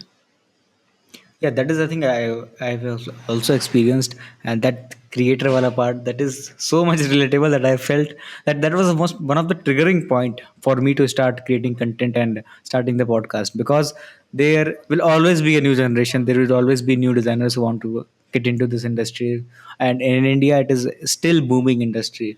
People still don't know what design is. It will take a while. It will take a decade or two, but the people who are having the audience, people who are having a lot of eyeballs and reach. They are they are just exploiting that. They are just exploiting by the, I've seen people who are good, who are famous, who have like 100K plus of followers and all those stuffs. Their design reels made them get that particular thing. Their content, their ideas Bro, about it's design. insane. It's insane, man. Like I've seen so many of these folks lately. Yeah. Dude, I don't want to name this guy. Like he's Hmm. everywhere. He's a designer. He creates logo and all. But what he creates is shit. Exactly. It's shit. He has lakhs of followers. Bro, ठीक है. Hmm. Create content. But एक intern रख ले भाई बढ़िया. एक designer रख ले. Hmm. उससे करवा के रील्स बना ले. Because he's doing more harm than good. He's showing Exactly. that a mediocre, a shitty logo can be a major logo. जो कि कहीं से अलाइन नहीं कर रहा ब्रो. और मतलब लाखों फॉलोअर्स हैं यार इस बंदे के. I've and seen and it. which is Yeah. actually problematic. भाई मतलब right, it's crazy. So more power to you, bro. You become $1 million. You make $1 million. You become a star. You get movies or whatever. You documentaries बनाओ भाई इस बंदे पे. मतलब सही है, अच्छी बात है. More power to you. What I'm trying to say is that कि भाई lakhs of young designers, aspiring designers, already who are in the design field are looking at your work भाई. And also international people. वो हंस रहे हैं भाई. तो मैं Exactly. कह रहा हूँ if you're making content, find someone who does a good job and just show that stuff in your reel. क्या बड़ी कितना, how difficult is that? Yeah, that is also there, but you understand that there is no authenticity there anymore. Like on social media, there is no authenticity. There are people with good followers, a lot of good followers, but there is no work.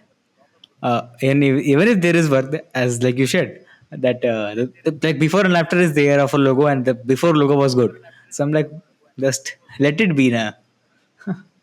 So we can do anything. Yeah. Yeah, नहीं मतलब I think personal project तो सही है. Personal project सही है यार वैभव. मतलब ठीक है, हम लोग लर्न कर रहे हैं, कोई बात नहीं. मेरी स्किल नहीं है उतनी, कोई बात नहीं. मतलब मैं कह रहा हूँ कि मेरे मेरे 50 फॉलोअर्स हैं. मैं गंदे गंदे लोगोस रीडिजाइन कर रहा हूँ. सही है, कोई बात नहीं. मैं 50 रील और बनाऊंगा, मैं बेहतर हो जाऊंगा. मैं उनकी बात कर रहा हूँ जो ऑलरेडी वहां पे हैं. Let me rephrase. When I said that, I don't mean that you shouldn't create bad work. You should create a lot of bad work to come to that level. That's the only process to go. Anyone who's a young designer listening, I think ये सबसे पहली चीज होनी चाहिए, that create bad work. Don't get attached. Create bad work. Move on. Create another one. Move on. Create another one. Move on. Then look at the first work that you created. Take inspiration from them. Move on. But मैं Exactly. उनके बता रहा हूँ जो already जिनकी insane reach है. The bad thing is that the work is bad. We all know the work is bad, but the person who is creating that is promoting it like this is the best. This is the best that we can do, and that is creating a bad standard in the industry for the new ones. And the experienced ones are definitely they will be laughing. The clients, like I feel bad about the clients, like they are paying them so much money and they're getting this. Our intern can do better, man. Chill. So yeah. That Crazy. is the thing. So moving ahead about this business of design thing, uh, I have seen people. You must have seen on the Instagram and social media that there are people claiming that they work 2 3 hours or 4 hours a day and they're making 20 lakhs a month, and they're running agency. They're doing different kind of stuff. But what do you think? Is it applicable? Is it possible in the creative industry? Because most of them are not in the creative industry. Most of them are service-based industry, but in a different field, in a different way. So like I was very intrigued and very curious that is it possible like doing work for 4 hours a day and making 20 lakhs, more than 20 lakhs a month? So what's your views? भाई भाई मुझे नहीं पता, सच बताओ ना. मतलब it's actually crazy. I think these folks will never talk about the clients they have. These folks will never talk about the kind of work they're producing. While I say this, that doesn't mean कि you cannot get a lot of work from them. You can. And so sometimes so for example, I would love to be in that space. See, if you're just working for 4 hours a day, तो भाई बाकी time क्या कर रहा है? Chill कर रहा है. बस तो चिल कर रहा है. मतलब भाई और कुछ क्यों नहीं कर रहा? मतलब सही है, तो मे भी कंटेंट बना रहा है, सही बात है. आई थिंक मैं कई सारे, when you said that, I think कई सारे लोग मेरे दिमाग में आ गए. I think we don't know their bank account. We don't know how much taxes they are paying. There are a lot of folks who are भाई इनकी बातें मत सुनो यार, हार्ड वर्क कर लो थोड़ा सा, मतलब just bust your ass, you do smart, but or and even and then there are people who are actually working for 4 hours and earning 20 lakhs a month, but वो 10 साल लगे उन्हें करने में, या 12 साल लगे उनको करने में, या 15 साल लगे करने में, वो नहीं बोल रहे होंगे वो लोग, राइट? सो दो तरह की चीज़ें हैं. एक, one type of persona is that they're just doing it for the cloud. They're just doing मस्त मस्त होटल में जाके they are doing things and making reels and all. If you are getting inspired by them, it's good. They're doing a good job. If you're getting depressed, it's upon you, because they're just playing the game, right? A lot of and if you see their family background, they are coming from insane money, insane generational wealth, and there's nothing wrong with it. Don't get me wrong. Don't It's all right. If you have that money, if you have that background, तो काम करो ना. They are at least they are being consistent. They are actually doing the work, even if they are saying that they are working 4 hours and earning 20 lakhs a month. I'm sure they are at least earning like 50% of it, which is not bad at all. So I think I don't have any opinion about them. I think I'd love to be in that situation. And I think but I genuinely feel, I think at least in design, I think it works differently. I think when you have enterprise clients, you can make that kind of money.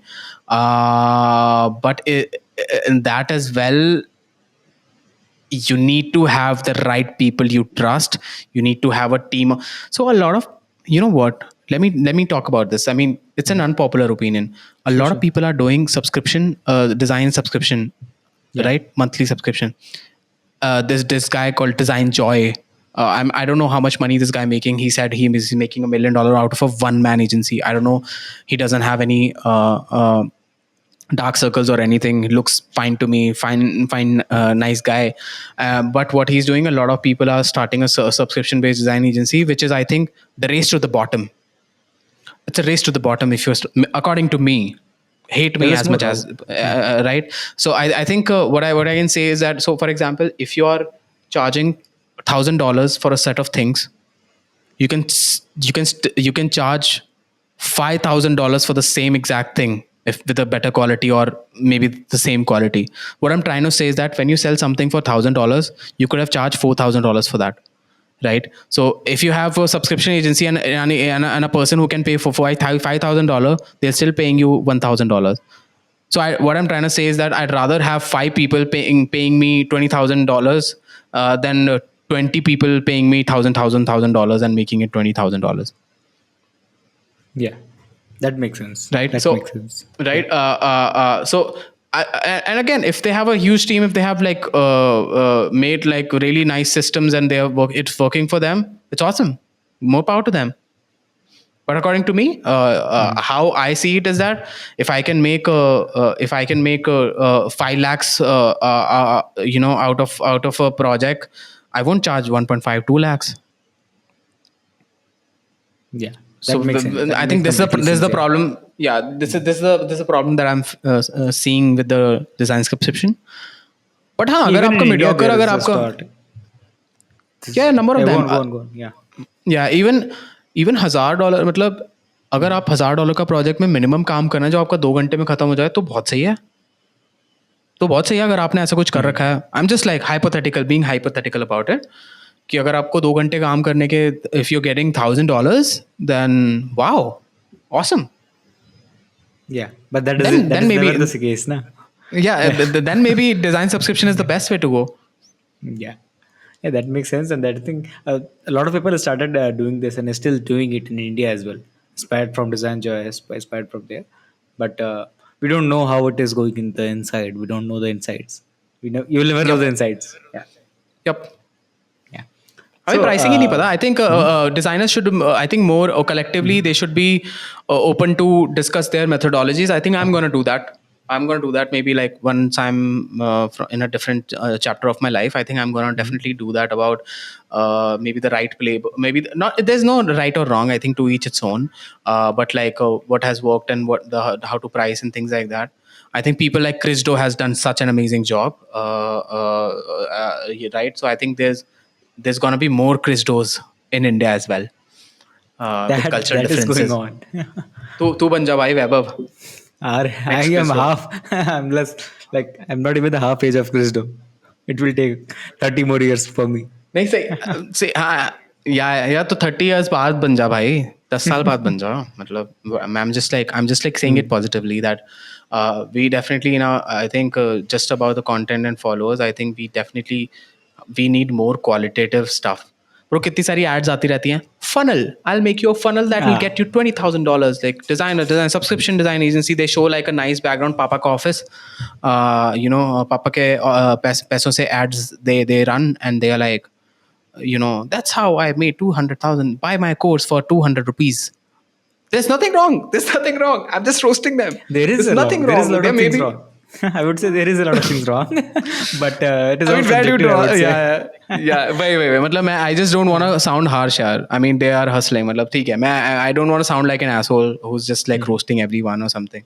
So I'd rather look in my own look at in my own self, and like what in my own surroundings, and questioning someone else is something that why I'm saying this. Cool. So moving ahead, I will just keep this fast, and because we have few questions that which are very important, and I don't want to keep it untouched, because one of the important question that I had is like, we all know that as a creative business owner, we have two things to take care of: the business and the creative part, the design part, like servicing the clients and getting the clients. How do you manage both of these things, and what do you enjoy the most? So I think I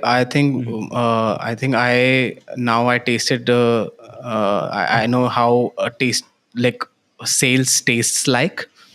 So I definitely love sales, Okay. and like without objectiveless custom typography. These are the two things that I absolutely love. So I think for typography, I think I have plans maybe when I'm like later in my life, I want to do showcases. I want to do like things for my soul, not for my stomach, but for my soul. Just it just makes me happy.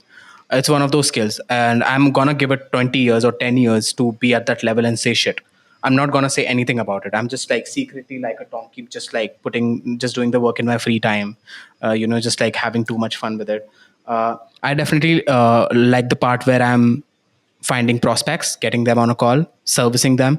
I think if you want to do a business, if you're a freelancer, I think the desire to serve is very important. If you don't have the desire to serve, find a co-founder, find someone who's better at that, find a non-designer. Even काफी सारी agencies, a lot of people, they are two folks. One is like creative person, the other is business person. In my case, I have operators who's working like a design director, so that मुझे उस पे ज़्यादा time नहीं देना होता. Since I have an advantage कि मैं खुद एक I'm a designer myself, so I have that advantage of that I can see, okay, maybe this is gonna work, but I don't spend a lot of time. A lot of times, even if I'm not liking a lot of it, but it's actually aligning with the client, I don't say anything about it. Even today, we were on a client call, and we are making this really nice explainer video that is like very high quality animation and all, and there were some elements that we were liking as a team, but but the client was not aligning with it, and I am no and I got the idea about their reasoning, and we were like, we let it go, right? So I think if you ask me personally, now I just I think I love doing sales and servicing clients, building Yeah, that is relationship, a big learning thing. from Like them, and having finding. that transition is a big thing, because a lot of people, like a lot of founders, wants to keep designing, as like they don't want to kill their designing soul. And I think you are keeping that alive with the typography thing. So that is also there. So like you're not Yeah, I mean, completely yeah, it giving up doesn't need to design. go. Yeah. Yeah, Yeah. it doesn't need to go on billboard, right? It's okay. It's okay if it's not making money. भाई ये तो मेरे खुद की चुल है, right? This is my खुद, right? This is my within me. I just have that just like urge to create something, and I'm creating that. Simple. I'm not lying to myself. I'm just creating. I don't want to show it to the world that with my art is going. Maybe at one point it'll automatically go, because it's gonna be so good that people gonna notice, and they're gonna reach out to me, and they're gonna say. Then I was like, yeah, ठीक है, pay me for this, right? So I think that's just to and even so I don't do it that much, so I'm just boring. So for example, one art piece, I'm just spending maybe like 1 hour 1 or 1.5 hour, or I'm just sitting, for example, making scribbles like these, just scribble like these, right? Yeah. Right. So it's just things like these, and just like I have an iPad, just quickly convert it, make it to something. Uh, right. So I think I think when you're diving into business, you need to decide what you want to do, because it's gonna, so again, now it's a business, it's a business thingy. You can only do enough, and it's not very sustainable. Whoever says otherwise, Hmm. maybe lying to you, or maybe like Very true. super productive. Okay, cool. So yeah, that was interesting because as a designer, we all, as I mentioned, that we all want to create, but it Yeah, was, if you're a freelancer, if you want to start something, find someone who can do the selling part, yeah, that is or also or great. just or just or just you sell and find someone who can do the design part. Because That I've is also seen like a bunch of folks starting an agency of sorts, micro agency of sorts. Both of them are doing the same thing, and they are contradicting, and they are losing the motivation, and then bye bye. that is there. So doing the business is a different ball game altogether. You need to take those hard calls and all. Hard calls, yeah, that is important. So talking about sales, uh, what has been the best source of client and lead generation for your business, for your agency? Yeah, I think word of mouth. word of mouth. Okay. Word of mouth. So yeah. So for a lot of people, so this is also an amazing learning for me, is that yeah, right. So it's better to retain an existing client than finding newer clients. A lot of time we are not retaining, we are not adding value to our existing client, and just like ignoring them and finding other people for our project. I think this is a big mistake that we do. We try to, so what we have on the table, we should serve them really well, and you make them so happy, and they say to 10 different people. I've also got clients from LinkedIn. I've also got clients from Instagram. Once I've been doing sales left, right, center, LinkedIn, Twitter, Reddit, commenting, criticizing people, everywhere. And I've got clients from each, except Twitter, because I have just been on Twitter for 3 months. But like some really, it's also about it's not about how many people follow you, it's also about who follow you. So I'd rather have 300 people who are CEOs, CXOs, directors, design directors, than 2000 or 20,000 people who are just like co-designers. I mean, that's also awesome. I'm just saying, like, it depends upon like quantity also matters. I've got it's a really nice story. I think one client I got was basically, I commented on an Instagram story that, okay, your packaging, and I think your brand, you have a really interesting project, but your brand recall and outlook is pretty mediocre. I can help. I just wrote that. The founder of that company reached out to me on Instagram, and that guy, that got converted, and that got me around 8 lakhs of worth of project. So just Okay. from one Instagram comment, can you fucking imagine? That So is it can come interesting. from anywhere, Yeah. is what I'm trying to say. Hmm. So, And dude, that guy mhm. basically was the founder of one of the biggest D2C company India has ever seen. Okay, that's great. I think that worked. I think that was great. Like you just put yourself out there. You just let the people, that the person know that you exist. You Yeah, do be this thing. authentic. Yeah, Be authentic. Try to add some value. And how you add some value, if you get better yourself, it starts from within. It starts from exactly. it's not from exterior, but from interior, right? You become a person, like a machine, that you attract, you attract people. Like, people want to talk to you, people want to listen to you.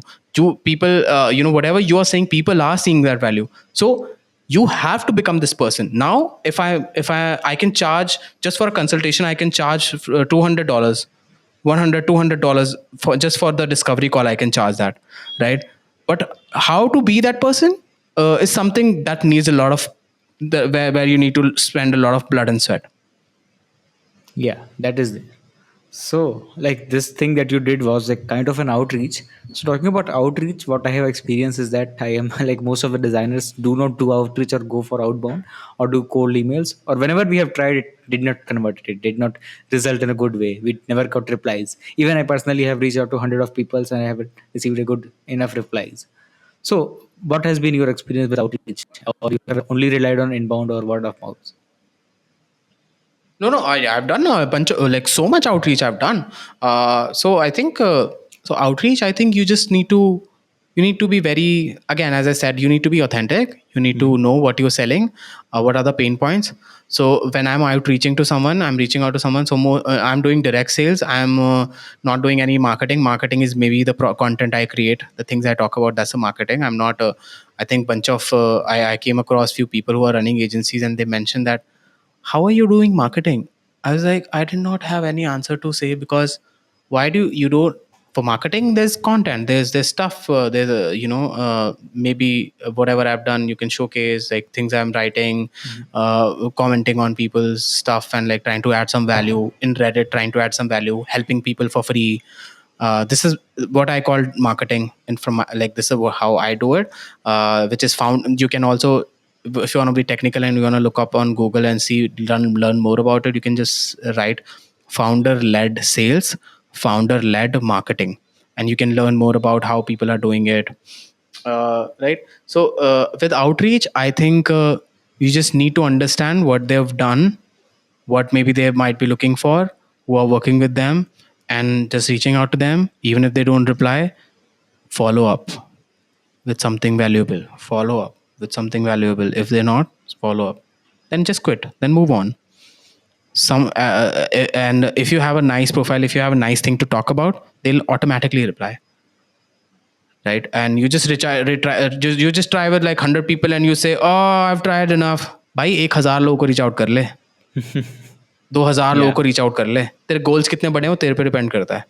तो right, तो what I'm, and again, अपने 100 को reach out किया, why it's not working, learn, maybe I improve, know. maybe take feedbacks, Yeah. right? Even मतलब मैं भी इस phase से गुजरा हूँ, बहुत सारी अनलर्निंग, बहुत सारे फेलियर्स, ये तो मैं, राइट, मे बी तो ऑफ कोर्स ये this is how it goes. कोई रॉकेट साइंस नहीं है, it's just genuine. You don't want पहले मैसेज में ही, अरे मुझसे खरीद लो ये. अबे, understand me, do you even know what I do? If you're Exactly. reaching out to me, for example, you are a freelancer, you want to work with me, first भाई ये तो पता कर ले मैं हूँ कौन, मैं क्या करता हूँ, right? What am I doing, what I might be facing? Talk to me, understand what I'm doing. अरे ब्रांडिंग करवा लो या प्रोडक्ट बनवा लो या वेबसाइट बनवा लो. Understand what am I. So what I'm trying to say, Vaibhav,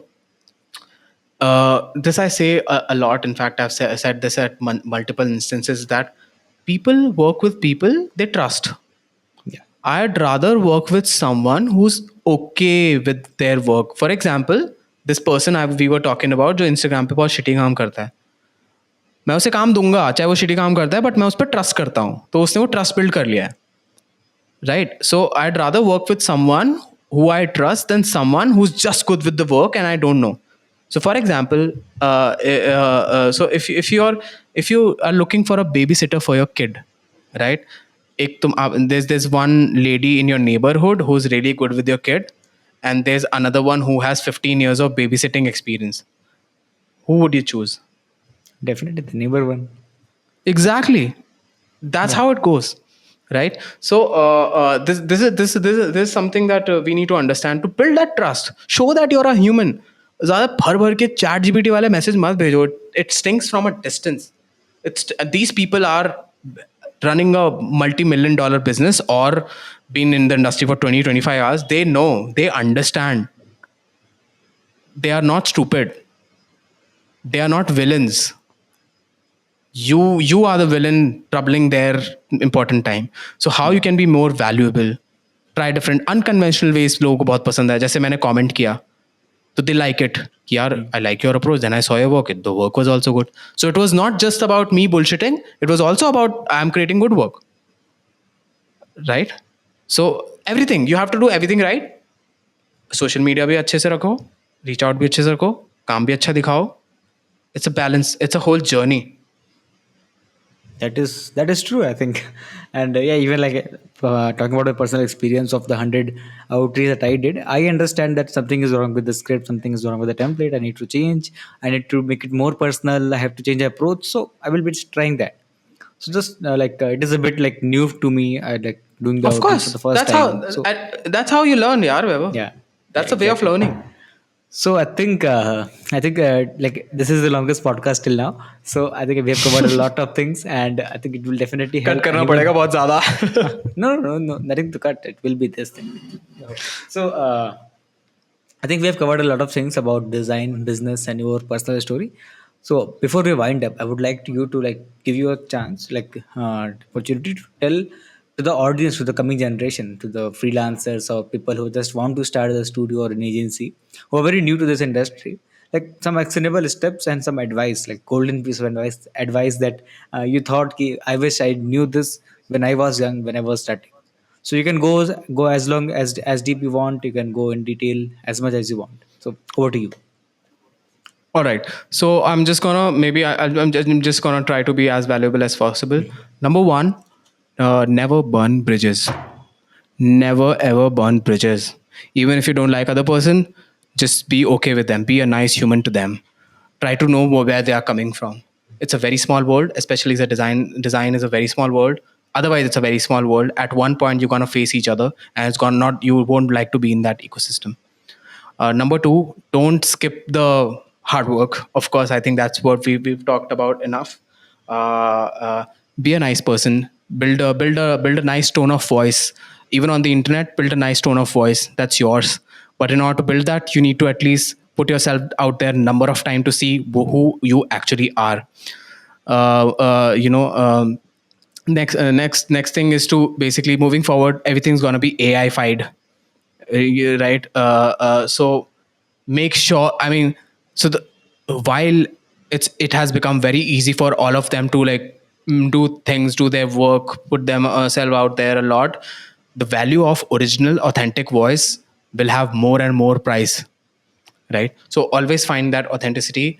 And I think be I think it's not very difficult. I think we always think about giving first and taking last. I think always try to add more value than just expecting someone to give that project or give that money. Have that in a habit. I think this has worked wonders, and whatever I'm saying is something that I've learned and have worked for me. I think be I think have just have a nice energy. I think read. I think do some kind of physical exercise. Make some nice friends. Be a good friend too. A lot of this is like very philosophical and something that is very human oriented. uh, be resourceful to other people, and again, don't forget, while I say that, don't forget that you need to help yourself first, and then you help someone else, right? And yeah, that's it. I think just do the work. As simple as that. And listen more, speak less. I think that's something that I've learned a lot. And I think if you're the most interesting person in the room, you're probably not in the right room, is also something that I strive for. I just want to be in this room where I'm the most dumbest one.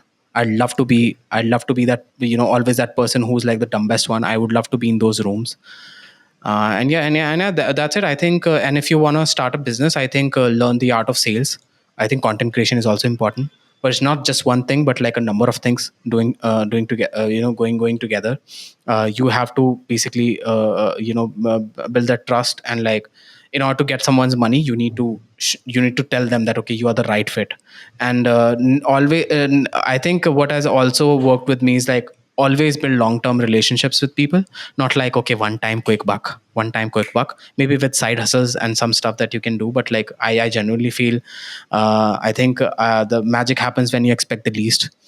Right, from doing that comment, from doing the comment, or talking to people, I think you need to understand what you're bringing to the table. And just and again, become a better version of yourself. I think you need to I think if you want to write or journaling, I think they are not all these videos, all these people, high performing people, they're actually not wrong. They're actually right about writing, doing journaling, and things like that. So I think that definitely helps. Read as much as possible. I think I think 40% of whatever I've achieved, 35-40% of whatever I achieved, whereas 50-60% is basically my experiences is because of the books I've read. And it's better to read 5 books again and again than reading 50 books. Yeah, this is what is coming to my mind. That makes sense, and I think this is a lot. Definitely, I hope this helps everyone who's watching this or listening to this podcast. So I think we covered a lot of things. So with this, I would like to wrap this up. Being said that this is the longest episode of the channel till now, which is packed with insane values and insane experiences of Deepak. I was already a big fan, and now I'm even a bigger fan. Like understanding your experiences, understanding how you have worked, and Yeah, how that's you study. that's very kind of you, Vaibhav. Yeah, that's very kind of you, Vaibhav. I think you are also inspiring. I think you are inspiring a lot of people. You will be inspiring many more people in the future. Just keep up the good work. Thanks, thanks a lot. Means a lot. And yeah, I think we should wrap this up. So, folks, this was the episode 7 of the VYRus Show, a podcast about design with raw discussion on design. And today we had Deepak. So, milte hain agle mein. See you in the next one. Let's go.